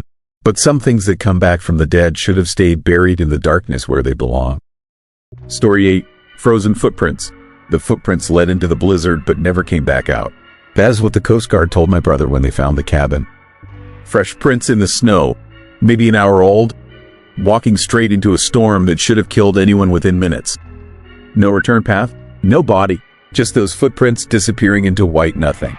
My brother was the missing hunter, and I was the idiot who went to Kodiak Island to find out what happened to him. I should start by saying my brother was not the kind of person who just vanished. Michael had been hunting in Alaska for 15 years. He knew the wilderness better than most people know their own neighborhoods. He had survived whiteouts, grisly encounters, equipment failures. The man was built for this environment. So when the Coast Guard called me 3 days after he missed his check-in and said they found his cabin empty with those impossible footprints, I knew something was horrifyingly wrong. I flew into Kodiak on a gray February morning, the kind of gray that makes everything look dead. The pilot who took me out to the cabin was a local guy named Frank who had known Michael. He did not say much during the flight, but I could see the fear in his eyes when he looked at the coordinates. When we landed and he saw the cabin, he told me he would be back in 4 hours. Not a minute longer, he said that twice, like he was trying to convince himself. The cabin sat in a small clearing surrounded by dense spruce forest. It was a simple structure, logs and a metal roof. One room, Michael had built it himself 5 years ago as a base camp for his hunting trips. I had helped him. I knew every inch of it. As I walked toward the door, I saw them. The footprints. They started at the front door, clear and deep in the snow, and walked in a straight line toward the trees to the north. They did not waver, did not turn, just a determined march into the wilderness. But there were no prints coming back. The snow around them was undisturbed. Fresh powder that had fallen during the night had covered everything except those prints, which meant they had to be recent. Very recent. But the Coast Guard had searched this area 3 days ago. They had documented these exact prints. That should have been impossible. Snow does not preserve footprints for 3 days in these conditions. I followed them to the tree line. They continued into the forest for maybe 50 feet, then stopped. Not faded, not filled in by snow, just stopped. Like Michael had taken one step and ceased to exist. The fear I felt standing there was primal. The kind of fear that makes your body want to run before your brain can even process why. But I forced myself to turn around and walk back to the cabin. I needed to see inside. I needed to understand. The door was unlocked. That was the first strange thing. Michael always locked his cabin. Always. Black bears and the occasional grizzly made it necessary. But the door swung open easily when I pushed it. The interior was exactly as I remembered it. Small wood stove, caught against the far wall, table and 2 chairs, hunting gear hung on pegs. But there was something different, something that made my skin crawl. Everything was arranged perfectly, too perfectly. The cot was made with hospital corners. The dishes were stacked on the table with mathematical precision. The firewood next to the stove was organized by size, smallest to largest. Michael was neat, but this was obsessive. This was the kind of organization that suggests mental breakdown, or something worse. I walked over to the table. There was a notebook lying on top of the dishes. I recognized it as Michael's journal. He kept detailed notes on every hunting trip. Weather, animal sightings, tracks. I opened it to the last entry. The handwriting was Michael's, but it deteriorated as it went down the page. The first few lines were normal. Date, temperature, wind conditions. Then it started to change. The letters got bigger, more frantic. The words ran together, and the content became disturbing. He wrote about hearing footsteps outside at night, footsteps that circled the cabin but never came to the door. He wrote about seeing shadows moving between the trees during the day. Shadows that were too tall to be human, too thin. He wrote about waking up at 3 a.m. to find the door standing open, even though he was certain he had locked it. And on the final page, in letters so large and desperate they took up half the page, he wrote something that made my hands shake. It knows my name. I closed the journal. My breath was coming in short, quick gasps. The cabin suddenly felt smaller. The walls seemed to press in. I looked at the door, still open, still showing that view of the clearing and the trees beyond. And that is when I saw it. There was someone standing at the tree line, exactly where the footprints ended. A dark shape, tall and impossibly thin. It was not moving, just standing there, watching. My first instinct was to call out, to ask if they needed help. But something stopped me. Some deep, instinctive part of my brain that recognized danger. I stood frozen, staring at this figure, and slowly realized what was wrong with it. The proportions were off. The arms hung too low, reaching past where the knees should be. The head was elongated, and it was standing in snow that should have been waist deep, but somehow the snow was only at its ankles. Then it moved. Not walked, moved. It glided forward, across the snow, leaving no tracks. No disturbed powder. Nothing. It was like watching something that was not quite solid, not quite there, sliding across the surface of reality. I slammed the door shut and threw the deadbolt. My heart was hammering so hard I thought I might pass out. I pressed my back against the door and tried to think, tried to make sense of what I had just seen. But there was no sense to be made. That thing outside was not human. It was not natural. It was something else. I heard a sound, a scraping, like fingernails on wood. It was coming from the roof, slow and deliberate, moving from the back of the cabin toward the front, toward where I was standing. I looked up at the ceiling. The metal roof was thin. If that thing decided to come through, there would be nothing I could do to stop it. The scraping stopped directly above me. For several seconds, there was silence. Then I heard breathing, deep and wet, like lungs full of fluid. It was coming from just above my head, separated from me by nothing but a thin sheet of metal and a few inches of air. Then it spoke. The voice was wrong. It sounded like multiple voices layered on top of each other. Some high, some low, all of them wrong. And it said one word. My name. I did not scream. I wish I had. Instead, I just stood there, paralyzed with terror, listening to this thing say my name over and over. Each repetition got louder, more insistent, like it was trying to call me outside. I forced myself to move, to think. I looked around the cabin for anything I could use as a weapon. Michael's rifle was hanging on the wall. I grabbed it and checked the chamber. Loaded. I did not know if bullets would stop whatever was out there, but it was better than nothing. The breathing on the roof stopped. The cabin went silent. I waited, rifle raised, for something to happen. Minutes passed. Nothing. Just that horrible, waiting silence. Then I heard the footsteps. Heavy footsteps crunching through snow, coming from behind the cabin. Moving around the side, getting closer to the door. I aimed the rifle at the door and tried to steady my hands. The footsteps stopped right outside. I could see a shadow through the crack at the bottom of the door. Something blocking the light. The door handle started to turn. Slowly, testing the lock, I tightened my finger on the trigger.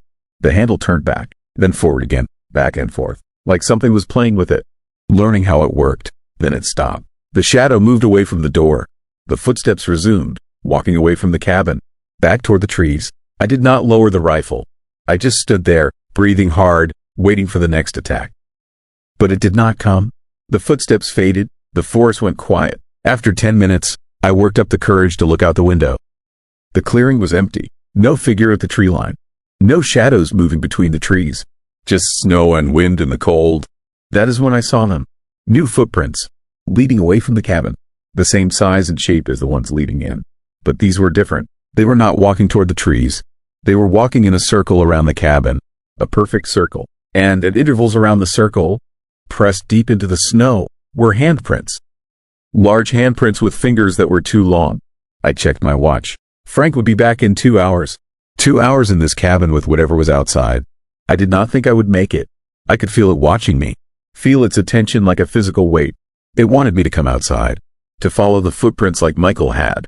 To walk into the trees and disappear. I spent those 2 hours sitting in the corner farthest from the door, rifle across my lap, staring at the entrance. Waiting. The fear was constant and exhausting. My mind kept creating scenarios. What if Frank did not come back? What if the helicopter could not land? What if that thing got inside? But eventually, I heard the sound of rotors. The helicopter appeared over the trees and set down in the clearing. I did not wait. I grabbed my pack and Michael's journal and ran for it. I did not look at the trees. Did not look at the footprints. Just ran. Frank saw something in my face when I climbed in. He did not ask questions. He just lifted off and got us out of there. As we climbed and turned south, I looked down at the cabin one last time. And I saw it, the figure, standing in the clearing right where the helicopter had been, looking up at us with a face that was not a face. Just a blank, white oval. The Coast Guard ruled Michael's disappearance as death by misadventure. Lost in the storm, body never recovered. They did not believe me when I told them what I saw. They said stress and isolation can cause hallucinations, that the mind creates explanations for things it cannot understand. But I know what I saw. And I know Michael is not lost. He is still there, still walking into that storm, over and over, because 3 weeks after I left Kodiak, the Coast Guard got another call. Another hunter had gone missing from a cabin 20 miles south. They found the same thing, fresh footprints leading into the wilderness. No return path, and inside the cabin, a journal with one final entry. It knows my name. They closed Kodiak Island to hunting after that. Too many disappearances, too many impossible footprints. The locals do not talk about it. They just avoid that part of the island, because they know what is out there, waiting in the trees, calling names, and once it knows your name, it will never stop looking for you. Story 9. Kushtaka of Kodiak, a modern Sasquatch. Something is killing dogs on Kodiak Island in ways that shouldn't be possible, and the Tlingit elders are saying that the old stories are coming back to life. I didn't believe them until I saw what it could do. My name is James, and I run a dog sledding operation on Kodiak Island in southeast Alaska. I've been doing this for 20 years. I have 12 sled dogs, Alaskan Malamutes and Huskies that are bred specifically for the work, animals that have been with me for years and that represent my entire livelihood and passion. Last October, 3 of my dogs went missing during a night run. This wasn't unusual in itself. Dogs can escape. They can run off, but these weren't the ordinary dogs, and they weren't the kind of animals that would voluntarily abandon a sled team. They had been trained since puppyhood to stay together. They had run hundreds of miles with me. They knew the trails around Kodiak better than most people know their own neighborhoods.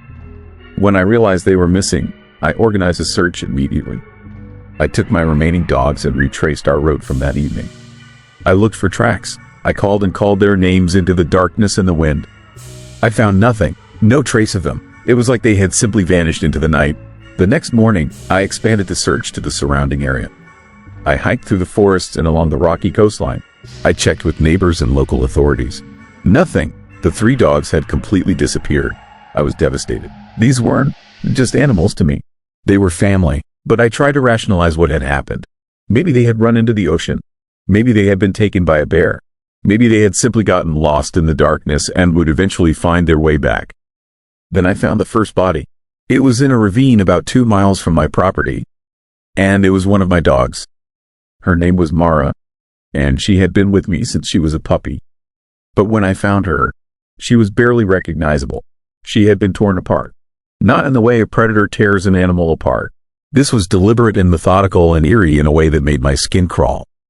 Her body had been positioned carefully, almost respectfully, in the center of a small clearing. Her internal organs had been removed and arranged in a specific pattern around her body. Her face was intact, but her eyes had been carefully excised.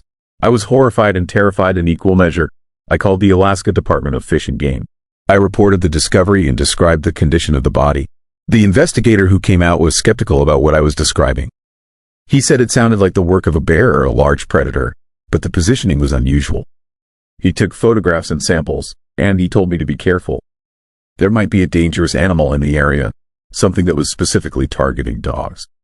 Over the next 3 weeks, I found the other 2 dogs. They were in similar condition, methodically killed, carefully positioned, their organs removed and arranged in patterns that suggested intelligence and intention. Their eyes always removed. By this point, I was terrified.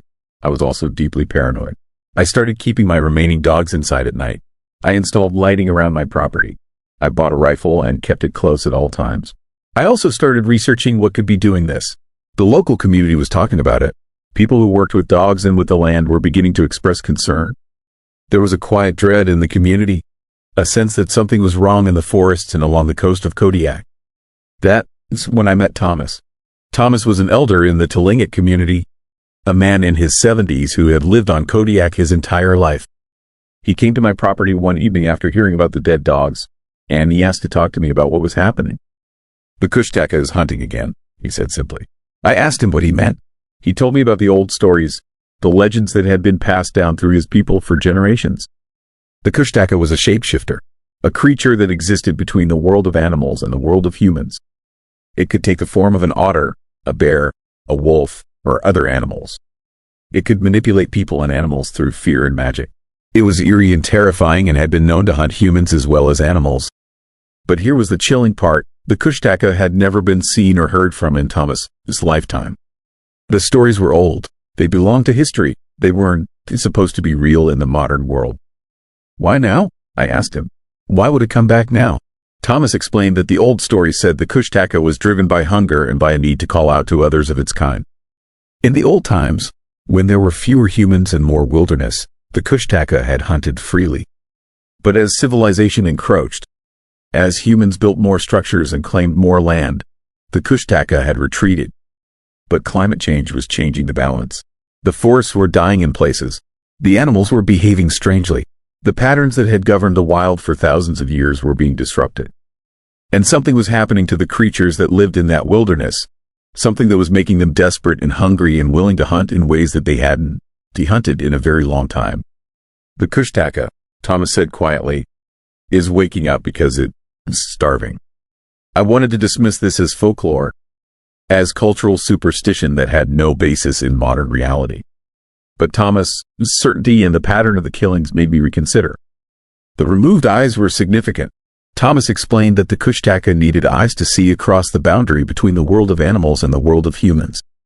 The careful arrangement of organs was part of a ritual, a way of marking territory and sending a message to other Kushtaka that this was its hunting ground. "It is calling to others," Thomas said. "If the killings continue, there will be more of them coming to Kodiak. This is how they communicate. This is how they gather." I asked him how to stop it. "What did you do against a creature from legend that was supposedly impossible to kill?" Thomas' expression became very grave. "You don't stop it. he said. You survive it. You hope it moves on to hunt somewhere else. And you pray that it doesn't. You find humans as easy to kill as it finds dogs. Over the next 2 months, more dogs died. Not just my dogs. Other people in the community who kept sled dogs or working dogs reported losses. A German shepherd disappeared from someone's yard. 2 hunting dogs vanished into the forest and were never found. Another sled dog team was attacked, and 2 of the dogs were killed in a way that matched the pattern of the others. Organs removed, eyes excised, careful positioning.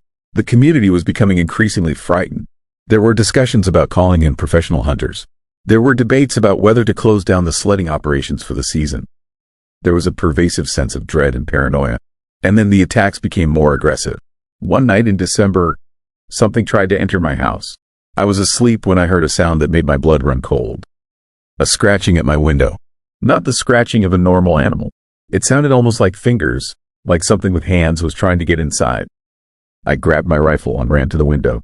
In the darkness, I could see a shape, large and dark and horrifyingly wrong. It was standing upright, which no bear or large predator should be able to do. It had the silhouette of something almost human, but the proportions were off. The limbs were too long. The movement was too fluid. And it had eyes that glowed in the darkness with a sickly phosphorescent green light.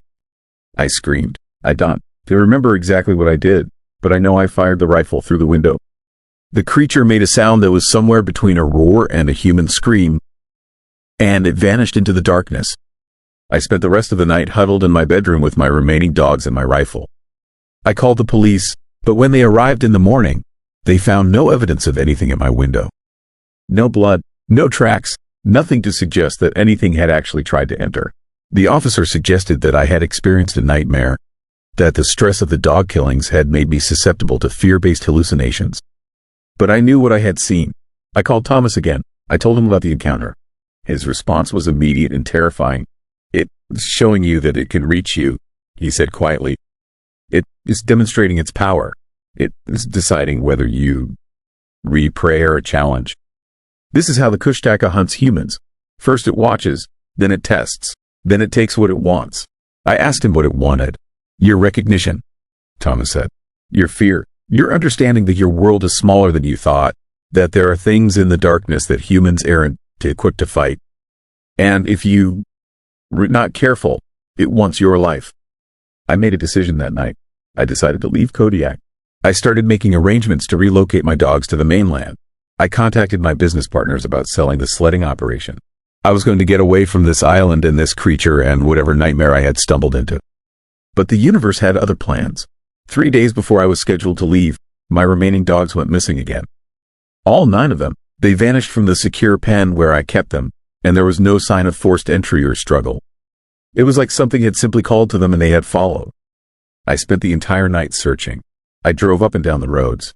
I hiked through the forest calling their names. I was frantic and desperate and terrified. Just before dawn, I heard them. The sound of dogs barking, but it was coming from the direction of the old abandoned cannery about 5 miles from my property. I hadn't been to the cannery in years. It was a relic from the 1950s, a massive structure that had been left to decay when the fishing industry consolidated operations elsewhere. I drove toward the sound, and as I got closer, I realized that something was very wrong. The barking wasn't natural. It was rhythmic and organized and eerie in a way that made me understand that these weren't actually my dogs making those sounds anymore. I reached the cannery and parked my truck. The building loomed before me in the pre-dawn darkness, massive and skeletal and filled with shadows. The barking was coming from inside.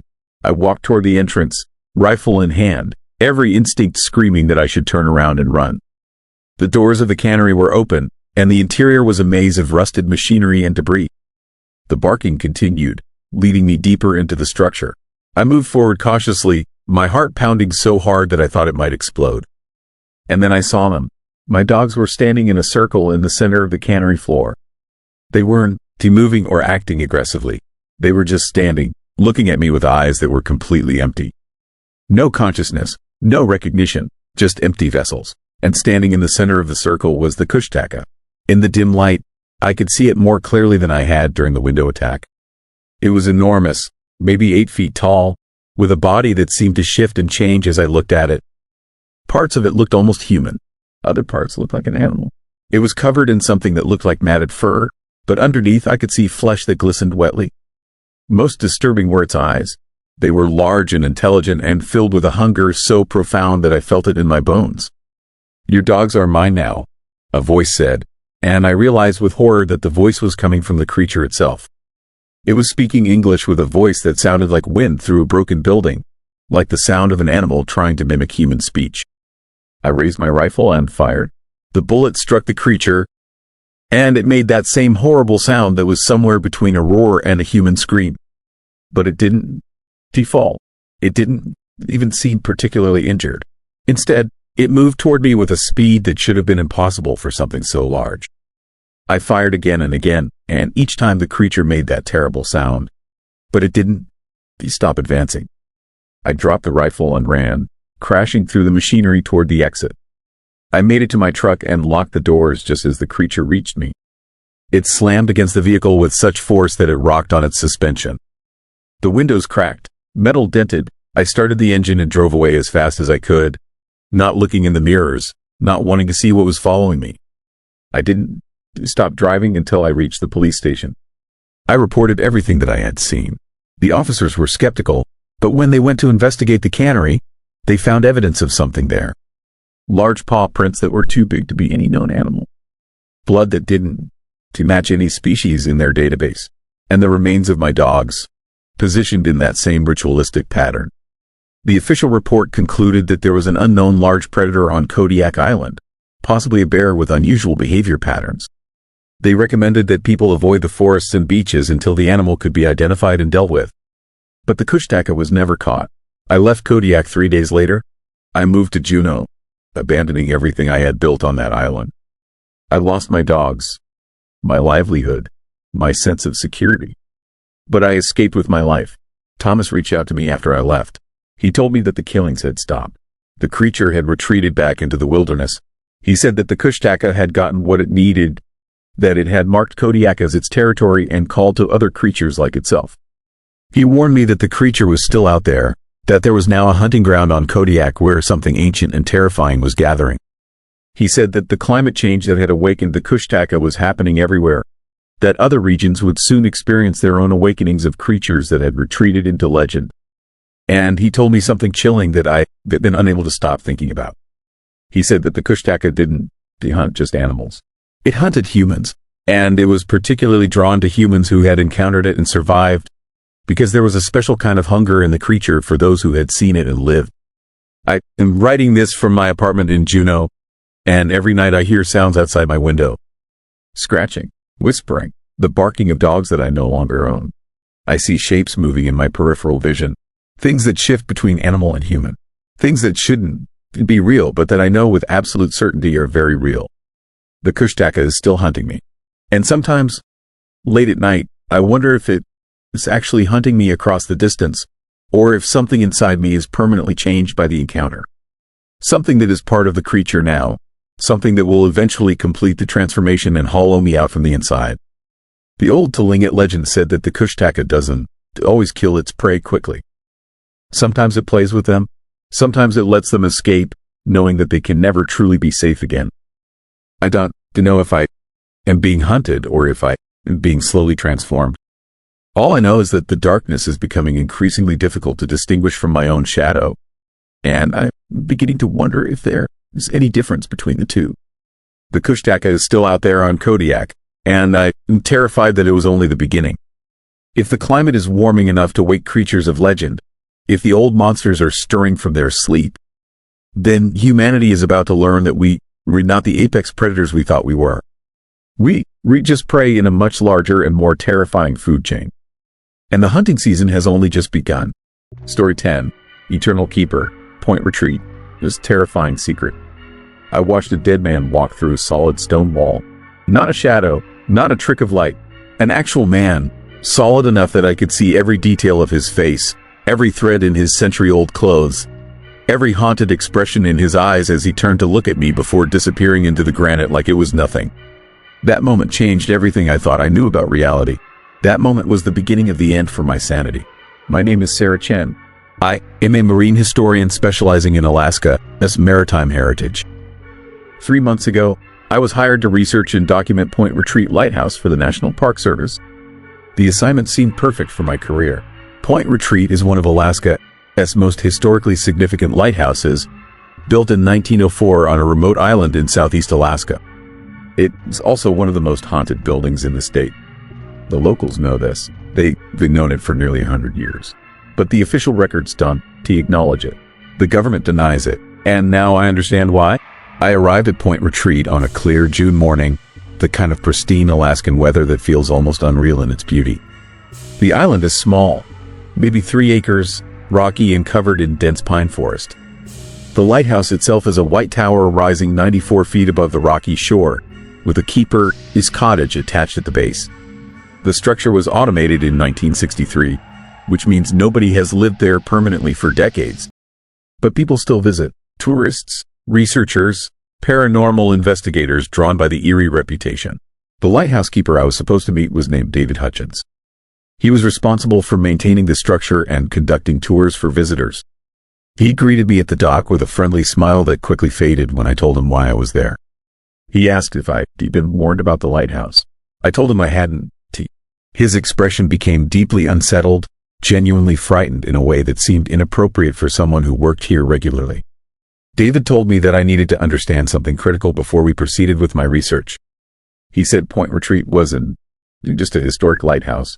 It was something far more disturbing and terrifying, something that attracted strange phenomena, something that challenged every rational explanation, something that had driven researchers and historians insane trying to understand it. He told me about the original keeper, a man named Henry Ashford who arrived at Point Retreat in 1912. Henry was a meticulous man, dedicated to his work, obsessed with maintaining the light. According to records, Henry kept the lighthouse in perfect condition for 18 years. The light never failed. The wick was always trimmed. The lantern room was always spotless. Henry was the ideal lighthouse keeper. But in 1930, Henry Ashford vanished.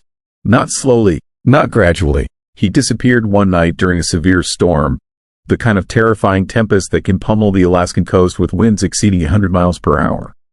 The next morning, when the supply boat arrived, the cottage was empty. The lighthouse light was still burning brightly. But Henry was gone. His boat was still tied at the dock. His personal belongings were still in his room. Henry Ashford had simply ceased to exist. A search was conducted. They brought in Coast Guard vessels. They searched the surrounding waters and islands. They interviewed anyone who might have information. But Henry Ashford was never found. The official conclusion was that he'd been swept away by the storm, perhaps knocked into the ocean by wind or a rogue wave. His body was never recovered. He was officially declared dead by drowning, though the drowning was never witnessed. The haunting began almost immediately after Henry's disappearance. Subsequent lighthouse keepers reported seeing a man in period clothing walking around the lighthouse at night. The figure was always described the same way: tall, thin, wearing clothes from the 1920s and 1930s. The man never spoke. He simply walked through the lighthouse, checking the light, making sure it was burning properly. Several keepers reported that the figure would turn and look directly at them with an expression of deep sadness and profound longing. But the most disturbing reports came from the few keepers who claimed to have actual conversations with the apparition. They said the ghost of Henry Ashford would approach them and ask them to trim the wick. His exact words, according to multiple accounts recorded over decades, were always the same: "Please trim the wick. The light must not fail. The light must never fail." The keepers who heard these words reported that they felt compelled to obey. They felt drawn to the lantern room, drawn to perform the maintenance tasks that Henry Ashford had been so obsessed with performing in life. And after they trimmed the wick and checked the light, the figure would simply walk away, moving toward the solid stone walls of the tower as if the walls weren't there at all. Multiple witnesses reported seeing him pass directly through the stone, not around it, not through a doorway or window, through solid rock, like the stone was merely an illusion, like Henry Ashford existed on a different plane of reality that occasionally intersected with ours. David Hutchins explained all of this to me with genuine concern. He warned me that the phenomena intensified during storms. He warned me that if I encountered the figure, I should avoid engaging with it directly. He warned me that staying overnight at the lighthouse during bad weather was extremely dangerous. I dismissed all of it as folklore, local legend, the kind of ghost stories that accumulate around old buildings over decades of isolation. I was a historian, a scientist. I dealt in facts and documentation, not supernatural nonsense. I thanked David for the warning, but I told him I would be fine. That night, a storm rolled in. I hadn't been expecting it. The weather forecast showed clear skies for the entire week, but the Alaskan coast is unpredictable. Weather systems move in quickly from the ocean, and by sunset, the sky was black and roiling. Thunder cracked across the water. Lightning illuminated the island in brief, eerie moments of terrible clarity. The wind picked up to gale force, howling through the lighthouse tower with a sound like tortured screams. The power went out around midnight. The automated light, which normally rotated mechanically and burned continuously, suddenly died. I was in the keeper's cottage, reading by flashlight, when I noticed the darkness outside. I told myself the outage was temporary, that the automated system had a backup generator that would activate automatically. But as the minutes ticked by and the light didn't return, I felt a creeping sense of unease spreading through my chest. I decided to go to the lighthouse tower and check on the light manually. I told myself this was a reasonable, practical decision. I needed to understand the lighting system for my research anyway. The storm was loud and dramatic, but the island was small. The cottage was just a short walk from the tower. I could make it there and back in minutes. I was so incredibly, terrifyingly wrong about everything. I pulled on my rain jacket and stepped outside into the screaming darkness. The wind was vicious, nearly knocking me down as soon as I left the shelter of the cottage. Rain hammered against my face like tiny stones. Lightning flashed constantly, creating a strobing, nightmarish effect where the island appeared and disappeared in stuttering moments of terrible visibility. I made my way toward the lighthouse tower, using my flashlight to navigate the rocky ground. The wind was so loud I could barely hear my own breathing. The darkness between lightning flashes was absolute and complete. I felt like I was walking through a nightmare, like none of this was real, like at any moment I would wake up safe in bed. I reached the tower door and pulled it open. The wind immediately tried to slam it shut again, nearly trapping my arm. I stumbled inside and leaned against the door, catching my breath, waiting for my eyes to adjust to the darkness. The lighthouse beam wasn't rotating. The light wasn't on. The entire tower was dark and silent except for the muffled sound of the storm outside. I climbed the spiral stairs toward the lantern room at the top. The stairs were narrow and steep, spiraling upward into darkness. My flashlight beam bounced off the metal steps and white-painted walls. I counted 43 steps before I reached the lantern room door. The door was already open. The lantern room was freezing cold, far colder than it should have been. The wind whistled through invisible gaps in the structure. The rain had somehow gotten inside, creating wet patches on the floor. And the lantern itself, the complex assembly of mirrors and lights that created the beam, was sitting dark and lifeless. I examined the equipment carefully. The light had a backup generator, just as I assumed. The generator appeared to be functional, though it wasn't running. There was a manual backup system as well, a kerosene lantern that could be used if both the primary and backup lights failed. The kerosene lantern was still full.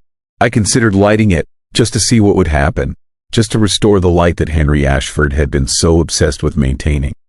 That was when I felt him. I didn't see him at first. I just felt a presence in the room, a sudden, overwhelming awareness that I was no longer alone. The temperature dropped further, becoming so cold that my breath formed visible clouds in my flashlight beam.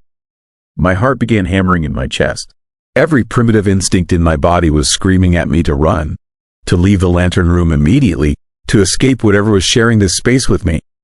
I turned around slowly. He was standing in the corner of the lantern room, watching me with an expression of profound sadness and desperate longing. The ghost of Henry Ashford, exactly as the historical accounts had described him. A tall, thin man wearing clothes from the 1920s, a dark suit jacket, a white shirt, a tie from an era nearly a century past. His face was pale and drawn, his eyes sunken, his expression radiating a kind of eternal exhaustion.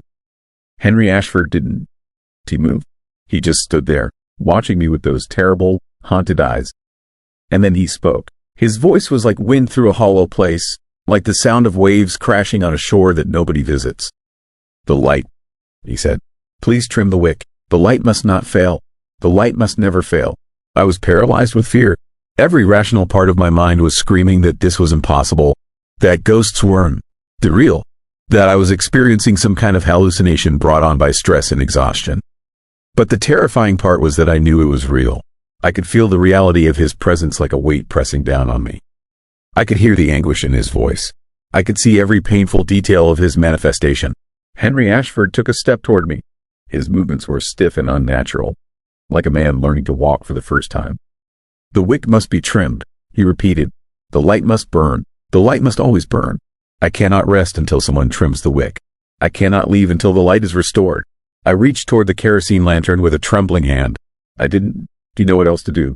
I didn't know if lighting it would help or make things worse. But Henry Ashford, this desperate plea, the raw anguish in his voice, was compelling me to act. I found matches near the lantern. My hands were shaking so badly I could barely strike them, but I managed to light a match, and I touched it to the kerosene lantern. This wick. The lantern flared to life, casting warm, flickering light throughout the lantern room. The visibility improved dramatically, but that is when I saw something that made my blood freeze in my veins. Henry Ashford's form was becoming more solid, more detailed, more terrifyingly real. As the light grew brighter, his manifestation became more substantial. But something was wrong with his physical form. His edges were blurred and shifting.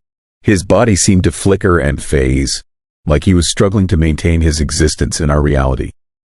And his face was filled with a kind of horrible realization, a devastating understanding that lighting the lamp had somehow triggered something terrible. Henry Ashford looked down at his hands, and I saw something that made me understand everything. His hands were transparent. I could see through them, and I could see that he was phasing. His solid form was beginning to destabilize. The light hadn't made him more real. It had made him less real. It was pushing him further away from our world, pulling him back toward whatever dimension or plane of existence he'd been trapped in. "No," Henry Ashford whispered, his voice filled with desperation and profound fear. "No, the light must stay. The light must always stay. If the light fails, I will cease. I will be forgotten. I will never rest. The light must never fail." He walked toward me, and this time I didn't back away. I stood frozen as he passed through me like I wasn't there. I felt a terrible cold, a kind of existential chill that went beyond physical temperature. It was the cold of isolation, of abandonment, of being forgotten by the world. It was the cold of being trapped between existence and non-existence, unable to move in either direction.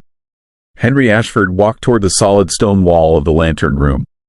And just as the historical accounts had described, he simply walked through it. Not around it, not through a doorway, directly through the solid granite, like the wall was made of mist. I watched in horror as the kerosene lantern I just lit began to flicker and fade. The light was failing. Just as Henry Ashford had desperately feared, the light was going out. And I suddenly understood the terrible truth that had kept him trapped here for nearly 100 years.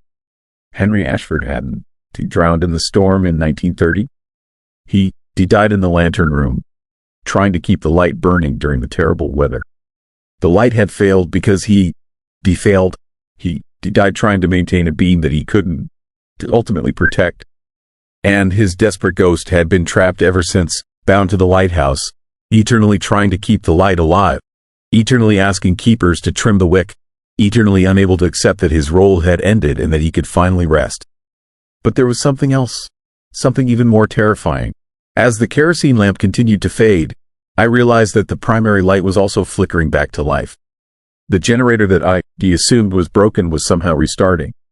The main lighthouse beam was rotating again, illuminating the dark storm outside with its steady, rhythmic rotation. And I understood what was really happening. Henry Ashford was still maintaining the light. Even in death, even after nearly a century, his presence was what kept the lighthouse functioning. The automated systems didn't work without him. The light didn't burn without his eternal obsession driving it forward. He was the lighthouse. He had become the lighthouse through decades of desperate, haunting devotion. I descended the spiral stairs in a state of shock. I made my way back to the keeper's cottage through the howling storm. And I spent the rest of the night sitting in darkness, unable to move, unable to think clearly, unable to process what I experienced. By morning, the storm had passed. The sky was clear, the sun was rising over the water, and I could see Point Retreat Lighthouse clearly in the morning light, its white tower gleaming against the blue sky. But I also saw something else. I saw the glass of the lantern room window, and I could see the kerosene lantern still burning inside, its flame flickering weakly in the morning light. The kerosene lantern that I lit the night before. Still burning, still maintaining a flame that had no fuel to sustain it, still burning through some force beyond natural explanation. David Hutchins picked me up at the lighthouse that morning. He took one look at my face and knew immediately what had happened. He didn't say anything, but his expression confirmed all my fears. He'd seen this before. He watched other researchers experience the same terrifying encounter with Henry Ashford, his ghost. I left Alaska 2 days later. I resigned from my position with the National Park Service. I couldn't return to Point Retreat. I couldn't continue researching a lighthouse that was maintained by the ghost of a man who'd been dead for nearly 100 years. But I've been investigating what really happened to Henry Ashford, and the truth is even more disturbing than the haunting itself. I found newspaper records from 1930. The official story was that Henry had drowned, but there was a small detail in one article, a detail that had been buried and forgotten. Henry Ashford's body was eventually found 3 weeks after his disappearance. He was discovered washed up on the shore of a nearby island. But the cause of death was drowning. According to the coroner's report, Henry had suffered extreme frostbite and hypothermia. His hands were frozen into claw shapes. His body showed signs that he'd been exposed to extreme cold for an extended period. But here is the truly horrifying detail. Henry's body was found in the lantern room of Point Retreat Lighthouse, not on the shore of a nearby island. Multiple witnesses confirmed it. Henry had died in the lantern room. His frozen body discovered sitting on the floor, his hands still raised in a position that suggested he'd been adjusting the light. But the official report claimed he'd washed up on another island. The records had been altered. The truth had been hidden. I believe Henry Ashford died trying to keep the light burning during that 1930 storm. I believe he froze to death in the lantern room, unable to leave his post, unable to abandon the light that was his responsibility. And I believe that his desperate obsession with maintaining that light was so profound that it kept him bound to the lighthouse after death, eternally repeating his final moments, eternally trying to prevent the light from failing, eternally trapped in a nightmare loop of responsibility and failure. The most terrifying realization is this: the light at Point Retreat Lighthouse is now maintained by a ghost. It rotates and burns night after night, year after year, generation after generation, powered by Henry Ashford, this desperate, eternal need to keep it functioning. Sailors navigating the Alaska coast are guided to safety by a beam maintained by the ghost of a dead man, and they will never know it. And I am haunted by a terrible question that I can escape. When Henry Ashford asked me to trim the wick, when he begged me to keep the light burning, was he really just trapped in an obsessive loop? Or was he trying to pass his burden to me? Was he trying to transfer his eternal responsibility to a living person who could finally complete the task he'd been unable to finish in death? I keep having nightmares about returning to Point Retreat. I keep having dreams where I'm back in the lantern room and Henry Ashford is asking me again to trim the wick.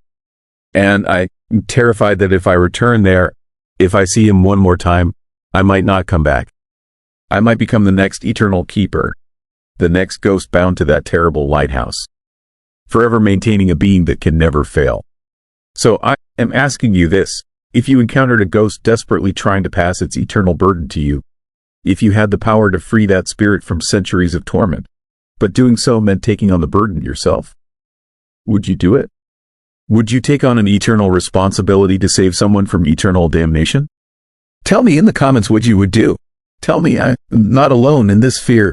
And if you ever find yourself sailing near Point Retreat Lighthouse and you see that light burning through the darkness, know what was really keeping it burning. Know that Henry Ashford is still there, still watching, still desperately asking for someone to trim the wick. And whatever you do, Don, to answer his call. Because the lighthouse doesn't need new keepers. It needs to be destroyed.